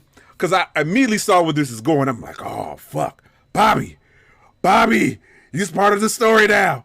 We're going to get Bobby at WrestleMania. I'm all down. I'm super down for this, man. Yeah. You know, now it sets up, you know, for Bobby next week going against The Miz, Monday Night Raw. But I see the writing on the wall. This is going to be a DQ finish. Okay, so let's talk about that. Because I'm not as convinced as you as far as that being the case. I'm not as convinced. After the beating he got from, like after the beating Drew got from Bobby, and then Drew didn't show up this past Monday. I know. Hey, what you're saying makes sense. I'm not saying what you're saying doesn't make sense. I'm just not as convinced that is for sure the way this goes, with it being Bobby jeering Lashley. Like, this man being as OP as he is right now, and I just feel maybe this is just me wanting this to happen. I don't know. Yeah, maybe this is just me wanting. I was like, how did Drew does not interfere in this match? I was asking myself the question, like, where is Drew and why isn't he here? And, you know, for me, it's like I never got an answer to that, and I'm not sure why he wouldn't be there, because story-wise, everyone else was there but Drew. So why didn't Drew, I guess if we just play this out, right? Mm-hmm. You know, Drew didn't show up Monday, but he's going to show up next week. But why hold off? You know, like, what's the point of him holding off and not showing up? Kayfabe wise, I can see it. You know, you just went in about 30 minutes into the Elimination Chamber, and then you got your ass whooped by jeering Bobby Lashley. Yeah, I'm going to need a week. I'm going to need a week off, sir. You know what I'm saying? I can't go in and try to get my revenge. So I believe, you know, kayfabe wise, that's how I'm following the story. Okay. So let's play this out then. Let's say that Drew McIntyre interferes with the matchup against, you know, with Bobby Lashley and The Miz. At Fastlane, what's the matchup to you? I think it will be Bobby versus Miz, not Drew. I believe we'll get the DQ finish on Monday so we can put a pause on this until Fastlane. We get the proper match for the WWE title between Miz and Bobby, and I believe that's when, I got to say, that's when Bobby gets it. I can't see Drew interfering again. I believe we'll get Bobby gets the belt walking in WrestleMania with the title. I guess the only issue that I have with that is if he's going to interfere in the matchup on Raw, why wouldn't he then interfere with the matchup again at Fastlane? Good question. Yeah. You know, like I feel like if you do that, then he's in this, it's like a triple threat situation almost. You know, now there's still Sheamus, you know, so the way I'm seeing this, I feel like we got 3 weeks between until Fastlane, so we got 3 weeks of story to tell. Right. So, and I don't have it figured out, so I'm asking the questions legit, like just trying to play it out because, you know, for me, I'm not as convinced because I'm not sure how they play this out. Because with what you're saying, I think that it makes sense for Drew to not be there last week because he got destroyed by Bobby. So that great point by you, absolutely. Take a week off, come back Monday Night Raw next week. Okay, you're still feeling a certain type of way about what Bobby did to you and what The Miz did as well. So you come out and you interfere. But if you do that, and again, Sheamus, let's say he's not, you know, involved in it at that point, I feel like we've inserted Drew into this mix with Bobby and Miz.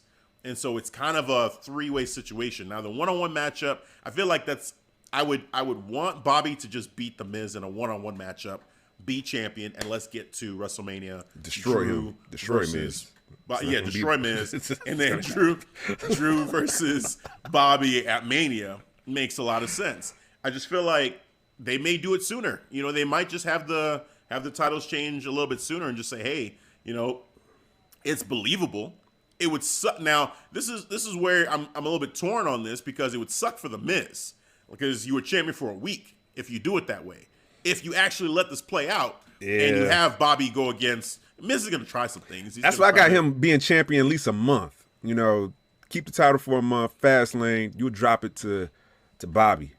That's why I'm more inclined to. You know, that's why I see the DQ. Like they're going to make us think that we're going to get a title match or a finish, but it's not going to happen. Drew's going to interfere, so it gives more time for Miz that you tell a story with him keeping the title until Fastlane. Yeah.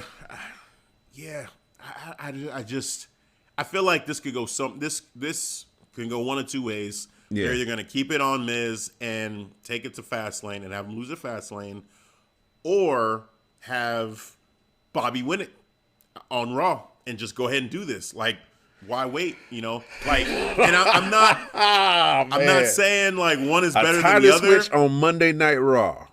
I could see it. Okay, so my honest feelings on all this is that, you know, this whole situation I feel like is a bittersweet situation regardless. Yeah. So if Miz loses on Raw, or if he loses at Fastlane, if it's like, damn, like Miz did all that and then he loses in a month, and then we have Bobby win it, and then Bobby's champion for a month, and he goes against Drew and potentially loses to Drew at Mania. WrestleMania, I want to like that. That's kind of a bittersweet thing too, right? Like I'm kind of, even though I would love to see Drew get his moment, I'm kind of like I want Bobby to get a longer title run, you know. So I'm torn on this whole thing. Like, in the individual moments are cool. Miz becoming champion, I think, yes, there's no reason why he should not be champion for me. You know, Bobby being champion, well deserved, overdue. It's been too long that, you know, he hadn't had the WWE championship. So I think that's well deserved. And Drew getting his moment at Mania, because I think I've been talking about this for a while. Like when on the road to WrestleMania, I want to see Drew get a fan reaction to him winning the championship. So I'm rooting for that. But when you put it all together and you try to tell the story, it kind of sucks though for the guys, for like the L's that are gonna get taken. Yeah, somebody got to take the L. I'm sorry. Right. So it's just kind of shitty, like, to think. And here's the other thing. So here's the other part of all this. Yeah. Let's say it doesn't happen, right? For the Miz to lose to Bobby. Okay. There is another scenario that I know that maybe this is why some people are not so happy about the Miz being champion. And it has to do with one of R-Truth's new frenemies, you know, a guy who he lost the 24/7 championship to. Oh, yeah. So we know the rumor is that Bad Bunny is going against the Miz at WrestleMania, right? Yeah. On Raw, Bad Bunny was asked, so, you know, how you feel about, you know, Miz winning the championship? And he said, you know, it's good. It's something that, the part that I caught was, he said, now that he's champion, because he said, hey, where's your championship? That was one thing he said Yep. to Miz. He has the 24/7 championship. He said, where's your championship? Now Miz is championship. And he's asking about the Miz, and he says, well, now that he's champion, and I'm thinking to myself, oh, shit. This man had better not get ready to say something about the WWE Championship and himself and the Miz and wanting to challenge him at Mania. No. No. No. No, no, no, no, no, no, no, no, no, no, no, no. To do anything. No. Right? But here's like the scary part about it is that the story that they're telling with Miz and Bad Bunny seems clearly to go to Mania. So if they don't take this belt off of Miz, like, as soon as they can, I feel like it becomes more and more reality that there could be something, if there's smoke, there's, and please don't hear what I'm not saying. Like, I don't want this, but golly, if they're not teasing something with Bad Bunny and the Miz, and Miz is champion right now. That reeks of David Arquette. Oh my God! You just had to say that. I had to say it because I know some people are maybe thinking, or maybe some people don't know, but David Arquette at one point was the WCW champion. It actually happened. I think he beat Jeff Jarrett, to win the championship. Help from DDP, much like we got Damian Priest. DDP, I don't know. Like there's little hints of like the past in this storyline a little bit. Oh man. So hey man, like you got me thinking about that shit now. I'm like pausing in mid sentence, and I was about to say I don't think, and I was like, hold on. Yeah. Dude, I don't. The story that they're telling for the Miz is we've said it. Everyone that's watching sees the Miz. In a tag match, I think is what everyone's thinking. Tag matchup, Miz and Morrison versus Bad Bunny and Damian Priest. Hey, don't overthink it, WWE. That matchup makes a lot of sense. But Miz can't be champion and do that matchup. Can you see Bad Bunny costing Miz at Fastlane the title? That would be a smart way to do it. Okay. I think that would be a smart way to do it. I think that's the way to say, okay, you know what? We are... still going to continue with this whole Miz and Bad Bunny rivalry and add some fuel to the fire by having Bad Bunny cause Miz to lose this thing that's been so precious he's worked so hard for. He wanted a main event WrestleMania again like he did when he went against John Cena. Yep. And Bad Bunny took this away. Oh, hell no. Like, I need to fight this man. We need to do this, man. We need to get in the ring. So, yeah, I think that's the smart way to do it. I hope they look at this and say, let's not do nothing crazy with Mania, because I don't know. Roads are leading towards that as a potential situation, but for me, I think Bobby Lashley, Drew McIntyre. Come on, man, like it's there. You know what I'm saying? The pieces are there. Now, how we get there, it could be next week. For my money, I want this belt off of Miz as soon as possible, from the standpoint of I don't want any inkling, any hint of Bad Bunny around this WWE Championship. I just want that done. I want that over with. I want him like giving us clues and like, hey, I like how that title look on you. No, sir. Nope. Don't even look at it. Don't even look at it. Avert your eyes. You know what I'm saying? Like, I think that's kind of where I'm leaning to, just saying, hey, like, if they could take it off him next week, I would hate it for the Miz, but I would love it bigger picture, because now I know, like, okay, I could breathe.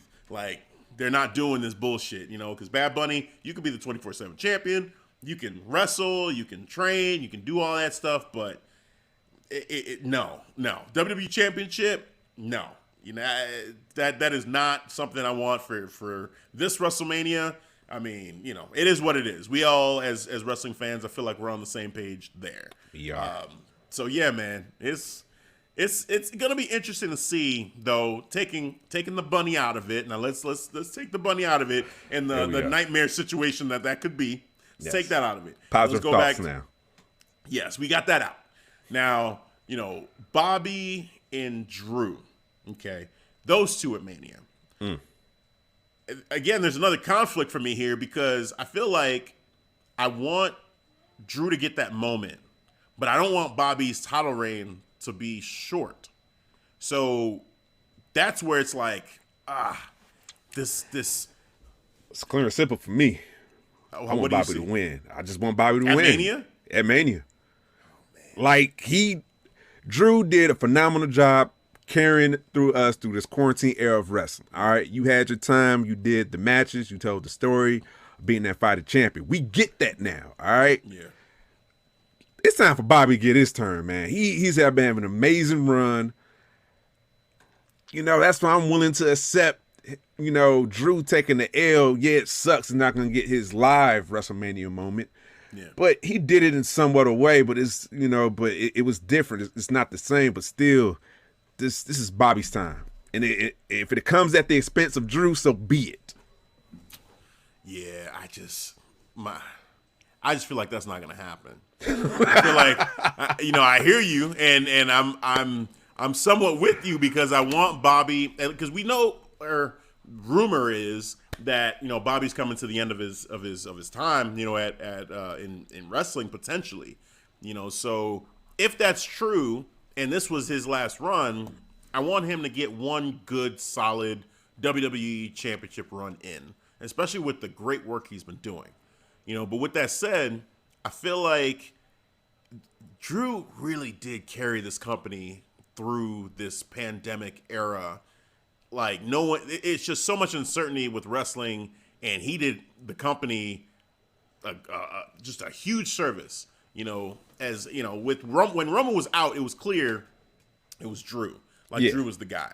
So, you know, for me, I feel like that means something to them, and I think I feel like that's one reason why you take the belt off of Drew as well, is to have that moment for him.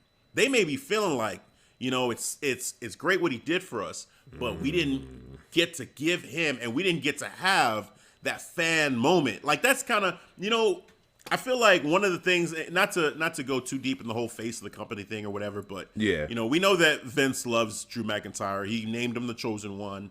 That whole run failed, and he came back, and he's like, all right, it's like Vince's vision has come true. So I feel like because of who Vince has seen him to be, I feel like a guy like that, you want to give him that marquee moment, that, like, you know, defining moment, right? I mean, Stone Cold had it at Mania. Hulk Hogan has had many at Mania. Like, all of his big names have had that big Mania moment with the crowd, with the scene, the pyro. Seth Rollins, when they tried to do it for his time, they had it for him, you know, I mean, as a heel, but they had it for him. Yeah. Roman Reigns had many, you know, and like Drew, even though he ended the show with it, but it was such a weird thing, you know. It was what it was, but it was at the weird. Performance Center, and yeah, you know, yeah, like it's just something is missing for Drew, and I feel like this is an opportunity. You take the belt off of him, and then you give him the opportunity to win it at Mania. You know, I'm not saying it's right or wrong. I'm just saying, like, I'm trying to put myself in Vince's mind a little bit here, trying to be the booker. And I know it's tough, right? But just trying to here. Like, I see where they could be using this to recreate that scenario again from last year, to then say, okay, let's give him this moment this year. You know, so we'll see. I think one thing they could do, because, you know, for me, like I said, I do want Bobby Lashley to have this long run. I'm thinking, you know, for me, I would like to see Bobby. There's so many ways that we're talking about this, but one way to do this might be to just have Bobby win it after Mania. You know, like, let's say that they have the match the day after Mania. Not the day after Mania, but like maybe the next pay-per-view, whatever, Money in the Bank, let's say, because I think that's the one now that's typically following Mania. You know, it used to be Backlash back in the day. Yeah, so it'll be the next month because it's around May usually, Money in the Bank, right? Yeah, I believe so. I think you're right about that. But to have, you know, Bobby beat him in the pay-per-view after Mania, and then keep it until SummerSlam, and then have whoever beat Bobby at that time. You know, I think that length of a run is what I would want for Bobby. And I think you still have Drew have his moment, but then have Bobby kind of like have his run, give him a true run at that time. I don't know. That's just kind of where my mind's at. So you're saying Drew's moment is more important than Bobby Lashley's moment at WrestleMania?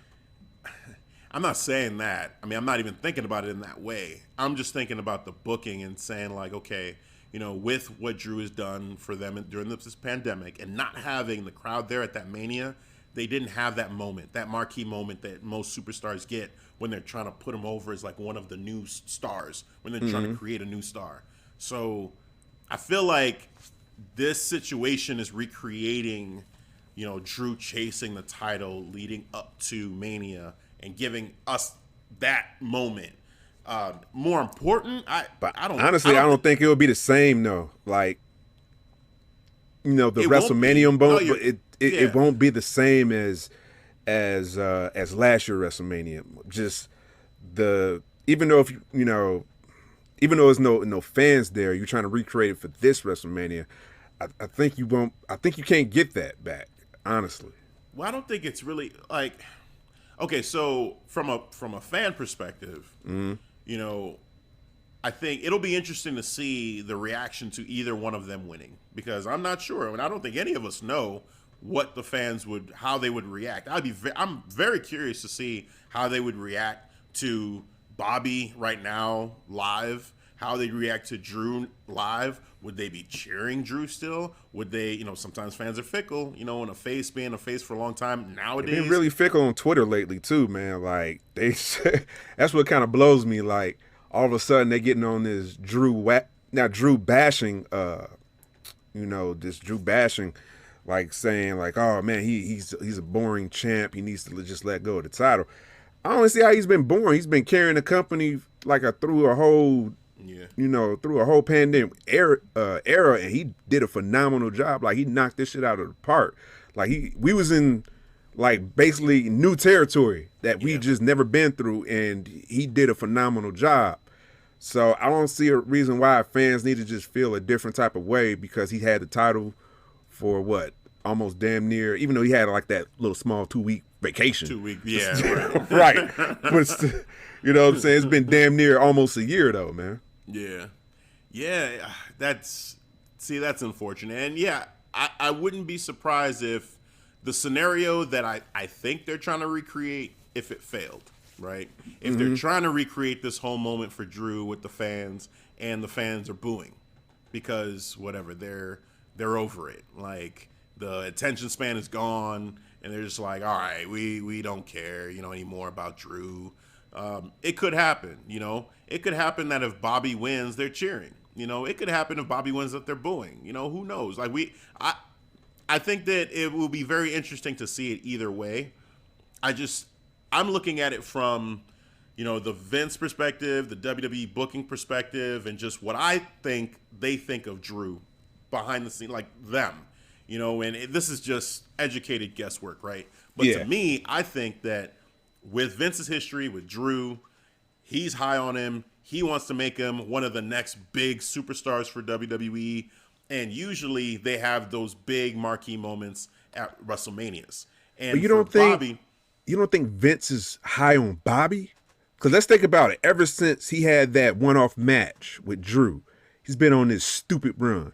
And then he gets protected in that triple threat match in the United States title, like super protected. Like he was nowhere near the pin. So he can be in line for that chase for the WWE title. You don't think, you know, Vince feel the same way about Bobby? I guess I'm not sold that he feels the same way on Bobby, just because, you know, when they had the title match before, like, okay, Bobby and Drew fought for the title. Yep. And Drew won, and then they went away from it. It's just like, that was it. Bobby was just out of the title picture. And Bobby's been doing great work, but it's just only till now that Bobby now is being, you know, pushed back into it. So I don't know. I feel like you have a point in terms of the way they've booked Bobby during the United States Championship run, that they've booked him super strong. And, you know, maybe you're right. that they're just as high on him. But from what I'm watching, I feel like Drew is still that chosen one. You know, he's still that guy that in Vince's mind, you know, he can make him the next big, you know, superstar. You know, for Bobby, it feels like this is a long overdue thing that's finally happening, that's coming together for Bobby. And it might be like towards the end of maybe not. Maybe the rumors, they're not true, whatever. I hope they're not. I hope Bobby sticks around for years and years and years to come as a fan, man. As long as he's healthy and happy, cool. Like, I would love to see him continue on. But, you know, he's been around for a long time. You know, Yes, so it could but be he stayed true in that, great shape though, man. And like he did, still and he has. still has the Yeah. body of a 30-year-old, man. Yeah, this man. dude is in 40s, his mid 40s at that. Yeah. You know what I'm saying? I want Bobby to be able to have that WWE Championship run that I'm sure he wants, and I see it happening. I see that we are on the road to that happening one way or another. How long it lasts or what twists and turns we go throughout, I'm not sure. But, you know, my educated guess right now is to say that I feel like if I were a betting man, I'd be putting it on Drew getting that moment at Mania before putting it on Bobby getting that moment on Mania for me, just because I think, you know, for the future, I think it's clearly Drew. You know, for the right now, you know, I hear what you're saying, and just enjoying Bobby's work, I think that should be rewarded, and that'd be cool for him to get that was going to be my point. Like, he needs a payoff, and when you're talking about, all right, when we do the match for WrestleMania, have Drew go over, have his moment, it's like, God damn, then what's all that work for then? You know what I'm saying? There needs to be a payoff for Bobby. I feel Drew needed what he needed to do. Like, he carried this company, you know, salute to you. All right. And I feel that you got your payoff.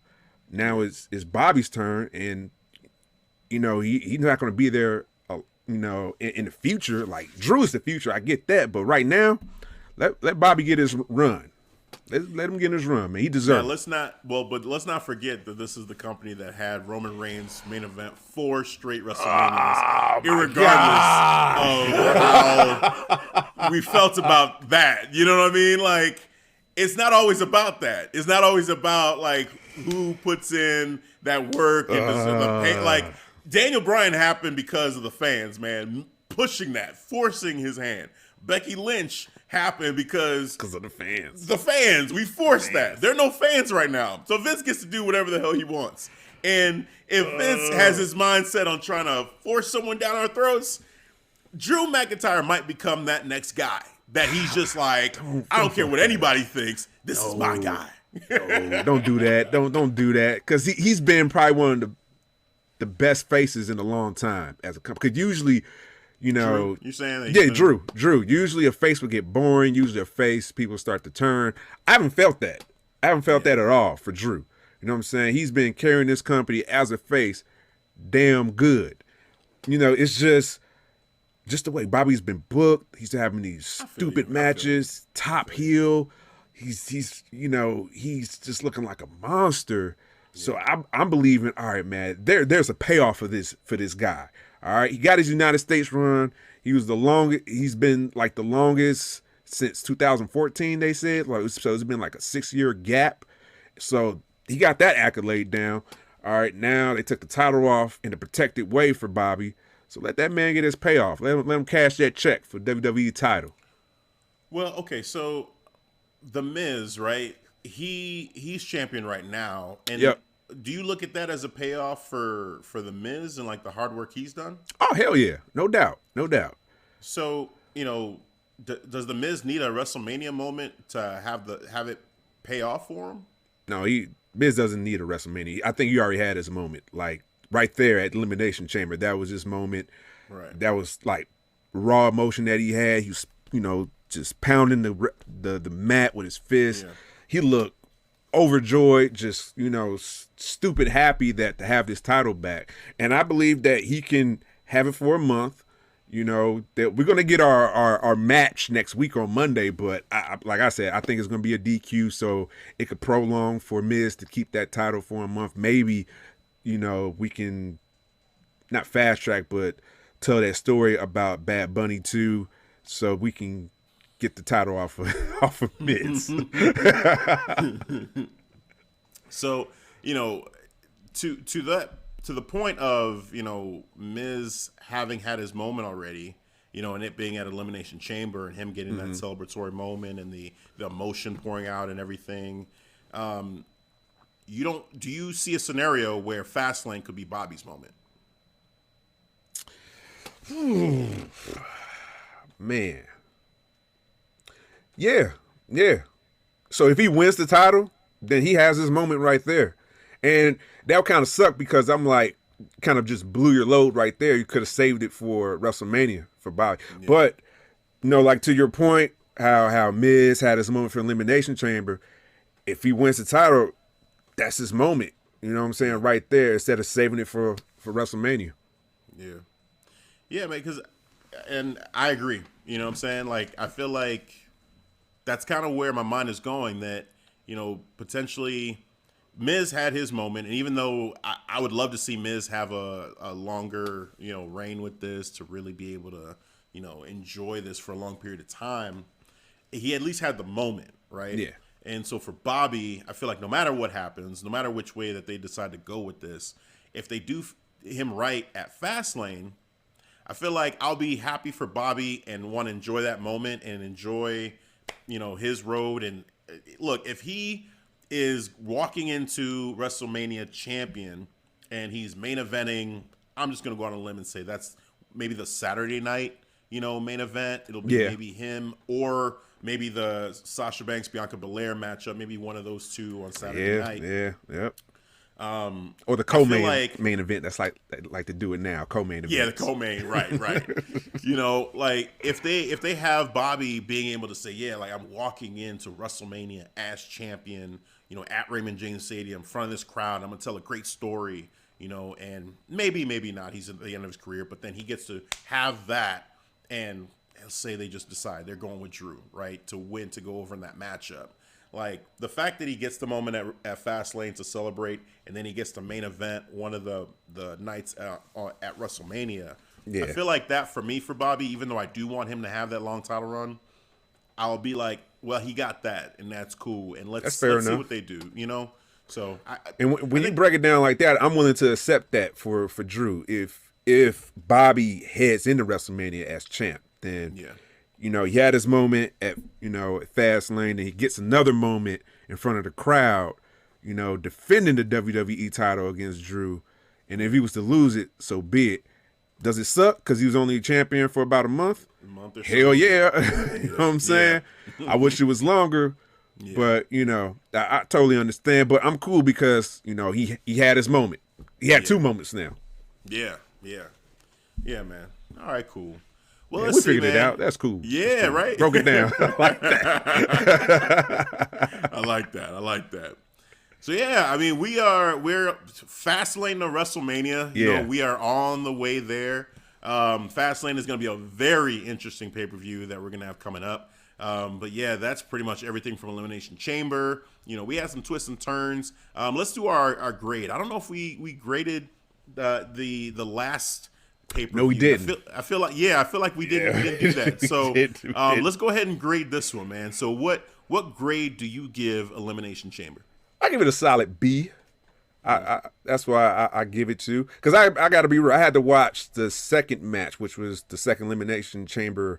I had to watch it the second time because the first time I was watching, I fell asleep on it. Oh, wow. Yeah, just the first few minutes, I felt it was a little bit boring, like nothing too much was happening. Because I think it was just all about King Corbin, and they were trying to sell me on King Corbin through commentary. I was like, nah. Oh, the SmackDown one. The SmackDown one. The SmackDown one. Like, it didn't get really interesting until King Corbin got eliminated.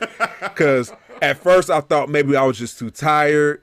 But then when I watched it after, getting the full night of rest, I watched it again. Yeah. I was like, no, it was just boring. It was just King Corbin. I just wasn't buying it. No. Yeah. And then when King Corbin got eliminated, that's when it got interesting. Cesaro was doing his thing. Daniel Bryan, Jey Uso, all them guys, even Sami Zayn and him and Kevin Owens, trying to buddy up for a brief few seconds. And that was cool too. So that way, that I give it a B. Yeah. Solid B. B plus. B plus. Ooh, I can't go that high. I can't go that high. B plus because of the swerve, because of the Miz. I had to think about that. I didn't see that. I didn't see the cash. And before, if I didn't see that segment, you know what I'm saying, between MVP and the Miz, that would have been cool. But still, the Miz, he caught Drew lacking. He had a good plan. We had a new champion, so it gets a B plus. It goes from a B to a B plus. It's not that big of an adjustment. Just still a B, just a plus. Yeah. Just an 89%. That's Okay, all it is. That's fair. That's fair. I'm gonna give it a C plus. C plus. C plus. Yeah. I felt like it was a slightly above average pay-per-view. There were only four matches on the card. Even Official, though, right? Yeah, officially there were 4 matches. We had one. We lost one. We didn't get the Raw Women's Championship match. So that was gone. Lacey Evans and Asuka. Oh, yeah, you know what? You're right. So B then. B. Yeah. B plus to B. Fair. There we go. I forgot about that. I didn't factor that in. I didn't factor in the Asuka. We should have had an Asuka fight. So Asuka you know what? Just have her go against somebody. But right back down to a B. Just a B. Solid B.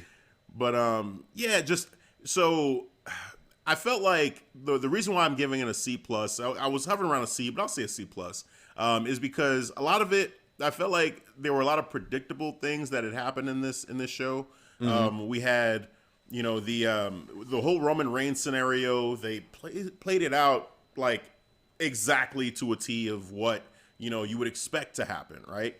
Roman Reigns says, "Hey, whoever wins the Elimination Chamber is going to go against me." Well, it was Daniel Bryan, and he was dead by the time he got to him. And then Roman Reigns got in there, and I felt like that win didn't do anything for Roman. The best part about it was Edge coming out and saying, me and you, like pointing the sign. That was cool, but just that whole scenario, I felt like it didn't just really felt elevate. empty. Yeah, it felt empty. It did. Yeah. So the match itself, leading the Elimination Chamber matchup was cool, but overall, I felt like I wish they would have done more to make it a little bit more interesting. Maybe even do move it to later on in the night. Give Daniel or Cesaro, more time to kind of regroup so that you can have a better matchup overall. And maybe even picking Cesaro might have helped me feel better about it too. Just if whoever's going to face him is going to lose anyway, why not give it to somebody that's never had a championship that would have been a better matchup, move. Really? Yeah, like the more I think about it, the more I feel like, your pick for Cesaro just makes more sense from a booking standpoint. Mm-hmm. I was feeling Kevin Owens. I felt like, all right, the way he came back with all the stunners to everybody, damn, like it seems like they're trying to tell us this isn't over between him and Kev. Him and Roman, which by the way, before I get my letter grade, I mentioned I was going to come back to this. So Kevin Owens and Jey Uso, I think they have a storyline that they're getting ready to tell. This is happening. Those two, hey, you want to take this all the way to Mania? I'm cool with that. Go ahead. Go ahead, my guy. I'm with it. KO. I'm with it. Because the way Jey Uso eliminated Kevin Owens, oh man, that was good. It was brutal though. Had his arm trapped in that door, just multiple super kicks. Yeah. Wow.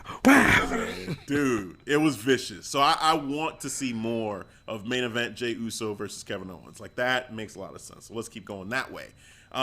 So that was that one. We had the United States Championship matchup. It was smartly booked to get the belt off of Bobby that way. So that was cool. And it was made better for Bobby later on, seeing him with Drew. That tells us, okay, there's bigger plans for Bobby. So cool. Mm-hmm. So I was okay with that. The tag matchup was good. I enjoyed the tag matchup. Bianca and Sasha's chemistry was awesome. Nia and Shayna's chemistry was awesome. Yeah. So, enjoyed that. I felt like they took a little bit of the air out of the WWE Elimination Chamber match when they showed Miz and MVP talking before the matchup. I felt like if they would have just held off on that, had the match, put the logo on like it's about to be over, like, okay, and we're like, well, that's like they do with NXT. Yeah. Right, exactly. You know what I'm saying? I'm going to go, just get something to drink or, handle some business, whatever. Then I'm hearing, wait, what's going on? What's that commotion? Oh, shit, Bobby Lashley's out here, and he's beating the shit out of Drew. It's not over. Yeah. What the fuck's going on? You know, like that I think would have, but seeing Miz with MVP, I was like, oh, well, let me just hang on because I know this isn't over because what was that all about? They kind of telegraphed their hand right there. I was like, that's why I wish like we didn't see that because sometimes you don't need to tell me every detail of the story. That's something we don't need to see. Keep like that's out. part of the trailer I didn't need to see right there. So. Right, exactly. Showing a little too much. Yep. So yeah, man. So for those reasons, with all those elements, I felt like that's why I'm saying C+. The Miz winning actually to me elevates it because I was happy for the Miz. I mean, there's that part obviously where it's like, for Drew, but I'm happy for the Miz. I truly am. The fact that he gets to be champion again and be the first ever Grand Slam, two-time Grand Slam champion, like to run that circle, man, awesome job for him. And I'm excited for things to come. But C+ pay-per-view overall. Like, would I go back to this one and watch it multiple times in the future? Probably not. Nope. But was it entertaining? Yes. That's what I was thinking about earlier. Like, would I watch this pay-per-view again? Nope. Nope. Nah. But they get a solid B because I was actually surprised by the women's tag team match because I thought it literally would be a throwaway match. And ended up being, and it seemed longer than actually what it was, too. It was 9.5 minutes. Yeah. And I'm like, wow. It felt like it was longer than that, but they packed a lot in that match, though. They did. It didn't feel, watching it didn't feel short. It felt like they did everything they needed to do to tell the story and, get the job done. So, it was good. Yeah, and in general, too, just, in case people were wondering, I don't know. I like hearing about these things. The Universal Championship Elimination Chamber match, 34 minutes and 20 seconds was the runtime for that. So it went a full 34 minutes and 20 seconds. In the Roman Reigns matchup, I think you brought it up, it was 1 minute and 32 seconds. So quick work of Daniel Bryan. Probably it didn't even feel like it was that long, to be honest with you. No, it didn't, for real. You was to ask me how long I would have been like 45 seconds, easy. Yeah, right. The triple threat for the United States Championship went 8 minutes and 40 seconds. So that one too, I didn't feel right. I'm shocked by that. That went shorter than the tag team women's match. Yeah, that's crazy. Almost by a whole minute. Yeah. I would not have guessed that. There's no way. There's no way. And the WWE Championship Elimination Chamber match went 31 minutes and 10 seconds. So about 3 minutes shorter than the SmackDown side of things. So, both of them went over 30 minutes. And then the Miz beating Drew McIntyre 31 seconds. It took Miz to beat Drew. If I'm the Miz, I'm saying something about that, man. Like, I beat Drew McIntyre in 31 seconds. Yeah. I'm taking that straight to the moon. Oh, man. Hey, you got to. Yeah. The Miz, you got to do that. So, yeah, man, it was a fun show, entertaining show, definitely, and it definitely leaves us wanting more for the road to WrestleMania. We're on the fast lane, so we'll see what's to come there. Got a pit stop at fast lane. Yeah. Then we're on that road. Let me ask you something. Yeah, man. Will you rather keep it old school, like Royal Rumble, and then no pay-per-views, just weeks of build of, Monday Night Raw, SmackDown, or are you cool with having at least 1 or 2 pay-per-views sprinkled in before we go to WrestleMania? I'm cool with 1. I feel like having 2 in between almost feels like it's a little. I don't know. There's something about having Fastlane coming up, honestly, that I'm like, man, I'm ready for WrestleMania. Like, I'm ready to just be like on that road. Let's just do Raw and SmackDown and get to WrestleMania. So having 2 of them feels like it's 1 too many. I may be nitpicking there a little bit, but that's just my gut feeling. Because before Elimination Chamber, even I was like, man, we got 2 after Royal Rumble. We have 2 more pay-per-views before Mania. Really? Yeah. Like, I'm ready for Mania, man. Let's go. Like, what are we doing? Mania season. Yeah, like if you cut out the Chamber and Fastlane and just said, hey, we're just gonna do build to Mania now, I actually would be cool with that. I love the Elimination Chamber setup. You know, it doesn't have to be before Mania. It doesn't have to be. You know, so they could take that out and I would be okay. Yeah. But if you said, okay, you have to have one pay-per-view before it, all right, I'm cool with the way I would do it is, and I think they've done this before, the Royal Rumble winners, you know, they pick whoever they're going to go against. And then the champion that doesn't have an opponent, then their potential competitors, it's like a second chance match for the Elimination Chamber. And then those people, whoever wins the Elimination Chamber, gets the title shot for the other champion. So if it's, let's say Edge would have picked Roman Reigns straight from the get-go, then on the Raw side, have 6 guys face off to see who's going to go against Drew at Mania and do it that way. That's what they did with Shayna last year, right? Like she won Elimination Chamber. She eliminated everybody. She beat everybody. She literally beat everybody. And I was like, what was the point of this? I remember that. We talked about that. I'm like, what was the point of Shayna? What's funny is it makes her loss to Becky even worse because you did all that to make her look so strong, only to have her lose to Becky. And the match was short, too. It wasn't like a long, like 20-minute matchup. It was like this short, like Becky just kind of won. I'm like, wait a minute. What was all that for? She took a chunk out of her neck and all this shit. And I feel like that's just a better use, though, is like have the Chamber being like the other number 1 contenders matchup for Mania. I'm trying to see if I can pull up her times for Shayna Baszler, because I remember that. They got the times right. Look at this. Submission.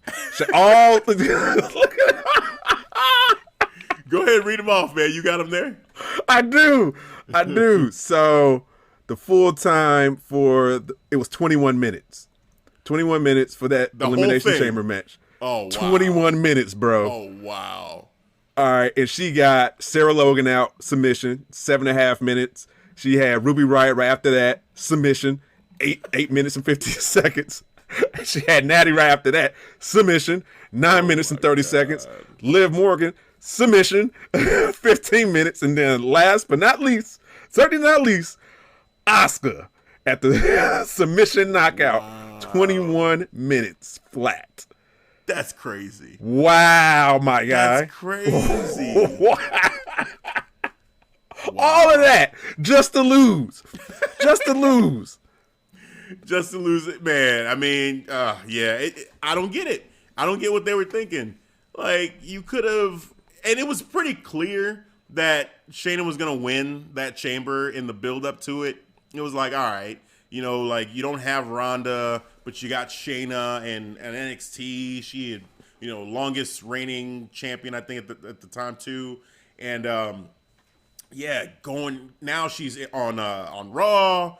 It just made sense. Like, okay, her versus Becky, cool. But then you went through all this. Let's put her in the chamber and see, you know, who's going to be the number 1 contender. And it had her beat everybody, submit everybody, only to lose to Becky Lynch. And I'm going to pull up, let me see. So at WrestleMania, let's see. I'm curious how long that match was. The aftermath after she had that dominant performance. Yeah. Just what was all that for at the end? Well, we gonna tell you. So yeah, because this is a nugget I need to know.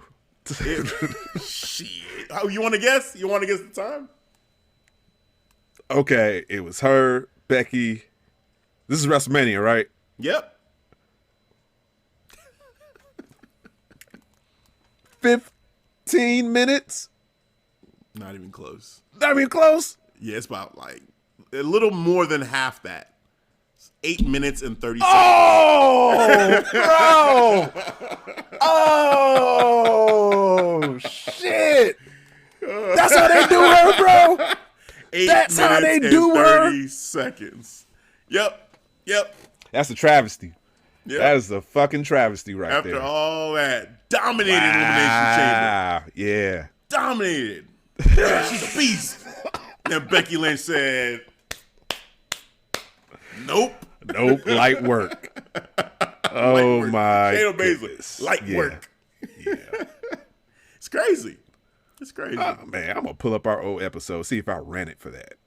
Because I had to talk about that because the logic does not make sense. Oh, yeah. Yeah. For that, it just doesn't. I'm sure we were upset about that because I think we even picked Shayna to win the matchup. Not only did she not win, but she lost in 8 minutes and 30 seconds. Like, how anticlimactic is that? Like, really? Like, all this building, Shayna, she's coming up. That's another person, too, where you would think she's destined. Like, you can't mess this up. Like, she's coming up from NXT. She was dominant. And, yeah, she lost to Rhea, on her way out. But, I mean, that's Rhea. And she's a beast. That's Rhea Ripley. It was great. Yeah, the War Games matchups. She won at Survivor Series. She won the Triple Threat match, at Survivor Series. So you would think, but then they also did have Becky Lynch standing over her right before they went off the air. Standing tall. Yeah. They had to do it. I remember that. They had to do it. Yep. So I guess we should have known from that they're not ready to put Shayna over Becky completely. You can get the W here. I'll make it look strong at Elimination Chamber, but wait till WrestleMania. Get that receipt. Gotta go against the face. At the time, the face of the company. The face of the company. Yes. Yeah. But even then, like, this was the fourth match. Actually, it was the third match on the main card. Because you had the, it was the women's tag team matchup. That was the opener. I mean, there was the pre-show match, Cesaro and Drew Gulak. But then Alexa Bliss, Nikki Cross went against Asuka and Kairi Sane in the opener. That was the first match, 15 minutes. Then you had Elias versus King Corbin. Elias beat King Corbin in the second match. That went 9 minutes. And then you had Becky Lynch and Shayna Baszler. That was the third match on night 1. So it just doesn't make sense. Because even though she didn't main event, you would say Becky Lynch was the face of the company. The face, yes. And you had Shayna, who dominated at Elimination Chamber. And it's like a mid-card matchup at Mania, and it goes 8 minutes and 30 seconds. Sorry. What? Mm-mm. Yeah, I call bullshit. Yeah. That's shitty. That is shitty. Y'all better not do Bobby like that. Shit. Oh, man. Yeah, no, man, they can't do that. You got to have a good, solid... to me, a championship matchup, like, that's really built up right, I want it to be like 20 minutes. If you want to go a little bit shorter and say like 18 or whatever, okay, fine. I'm not going to... I'm cool, but 15 minutes minimum, though. But even then, I'm kind of looking at you sideways a little bit like, what was all that? Like, why? Come on, just give them the time. Yeah, because these two dudes can go, man. They both got a lot of gas in the tank. Yeah. So I would love to see like a 20-minute, give me 25. Put a little NXT stamp on it. Let's go. Yeah. You know what I'm saying? Let them go. Yeah. Come on now. Right. This is 2 nights of WrestleMania, man. Somebody got to let a match breathe.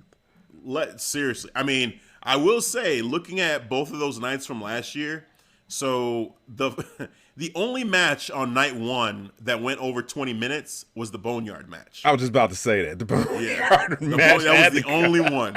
Which is crazy for a cinematic match to go, it went 24 minutes. It was a movie. Like, they could have edited that out, cut some things, made it a little bit shorter, but, they went 24 minutes. The next closest match to that was it was the triple threat ladder match for the tag team championships, which was technically just a triple threat between Morrison, Jimmy Uso, and Kofi Kingston. So that was the next longest matchup on night 1. Then on night 2, it was wow. Well, of course, Edge and Randy was the longest matchup, 36 minutes and 35 seconds. But Charlotte and Rhea was the next one at 20 minutes and 30 seconds. Yeah, I remember that being 20 minutes. Yep. Yeah. Best match for WrestleMania for us. Oh, yeah. I mean, especially still looking back at it now, I'm looking at these matches, and it's clear for me. Hell yeah. Like, just the storytelling alone, how she just broke Rhea Ripley's leg down, and then she finally put the submission on it. Yeah. That made perfect sense for Rhea Ripley to tap. Yeah. I just caught something. I forgot that this happened at last year's WrestleMania. Bobby Lashley's match last year at WrestleMania was against Aleister Black with Lana in his corner. How long do you think that matchup went? Oh, 6 minutes. It's you're not far off. It went 7 minutes and 20 seconds. And Alistair won that match. I remember, man. I remember it was a fucking bullshit, man. I mean, a couple things there. Lana, I think she was a distraction on the outside. It was. Trying to tell him what to do. Yeah. And then Bobby wasn't this Bobby. No. He was still the Bobby Lashley. Remember now, this is when he was still doing the kiss my ass thing, and he would bend over and just show his ass, point to his ass. Yeah, like just pointing. Like what? That's what you were doing with this man. I tell you, sometimes when like with Bobby and with Roman and the great work they're doing as heels, it makes you look back at some of the bullshit that they were doing before and being like, wow, Vince, really? Like, you were holding them back to this point. At least that's how it feels. It's like you should have turned Roman heel earlier, because look at what he's doing now with this. It felt like a complete waste of time. Just not pulling the trigger. Yeah, just pull the trigger. And then Bobby, look at him, man, the beast that he is. And you had him in that bullshit storyline with Lana that just made no sense, and doing stupid shit like that. Come on, man. Like, it's just crazy. It's just crazy. So, I don't know. But here we are, 2021. Yes. So, we're on the road to things getting fixed and going in a better direction. We are. Can't wait. But yeah, man, let's cap it there. We did a little bit going down memory lane, a little bit with the Elimination Chambers and last year's WrestleMania. But we're on the road to this year's WrestleMania. Should be a good one, but we still have one more stop, which is Fastlane, before we hit at WrestleMania 37. Before we go, as always, Devin, the floor is yours. Tell the people where they can catch us. Yes. All the time. You can always find us on those various social platforms. Let me go down the list. We got Instagram. We got Facebook. An awesome Facebook page. And we're growing that, by the way. Let me mention this. So we got 256 followers, to be exact, on our Facebook page. Yes, so we're getting ready, slowly but surely get to that 300. And we have an awesome Facebook group page called the Clark Street Wrestling Community. 124 members, because Nevaeh, the Immaculate Threat, will be joining us very soon. So I can't wait for that. And I can't forget about our Twitter page, which we did hit 500 followers. Yes, we did. Woo! We're growing everywhere. And can't forget about TikTok, which we're over 200. Not 200, 2,000 followers. Yeah, we have 200. I keep on saying 200. 2,007 followers. Add a to zero, be exact. sir. Right. Let me get that extra zero. We're in the thousands now. We thousands, baby. Yes. And there's only one website you can follow all those lovely social networks. It is the Clark Street Wrestling website, clarkstreetwrestling.com, ST for the abbreviation, where we have all our episodes linked to our YouTube page as well, which we did hit over our 100 subscribers, baby. So thank you followers, for following us on YouTube, making that transition from audio to video, liking us, making the comments. So thank you, and don't hit that dislike button, all right? You don't want that smoke, especially from me. All right. And I got to do another special shout out. Before I talk about the merch, I got to talk about this merch right here. The way. Shout out to my baby, my wife. Got this, came right on my birthday yesterday. She got me good. Had a package right there waiting. I'm like, hey, we got some mail, came in her name. She was like, no, that's for you. I looked at it one more time. I'm like, oh, this ain't from WWE. Oh, shit. Open it up. Took a picture of it, sent it to my guy. So had to let Hafeez know I got it. I'm part of the way. Victory. Yes. Hey, it's official. I said it's not official until I get the shirt. And damn it, awesome. I got the shirt. I got this before Adam Cole's shirt. Look at this. Yay, man, that's crazy. I just thought about that. Wow. Johnny, we did it.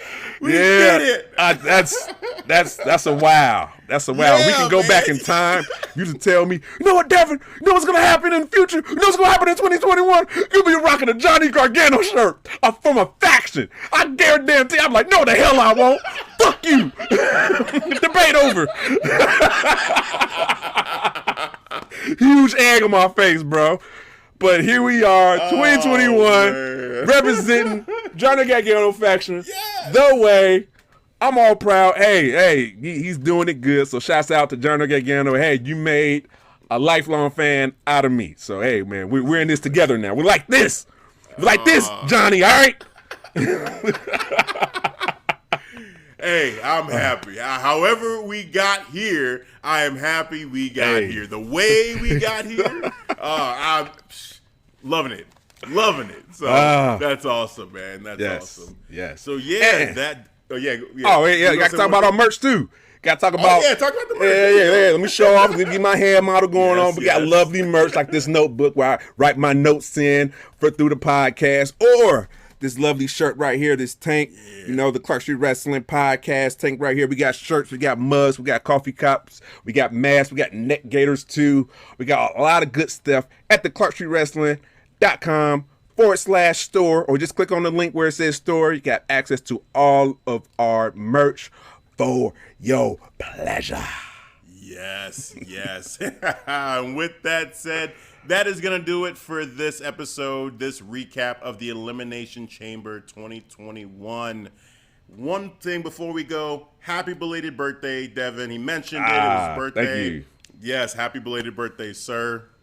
Salute to you. Appreciate Gotta get it. that in there, man. Gotta get that in there. So that's gonna do it for this episode. For the birthday man, Devin, the new follower of the Way, I'm Hafeez. We'll catch you guys next time. Peace. All right, guys. Thanks for listening to the Clark Street Wrestling Podcast. The Way. Victory!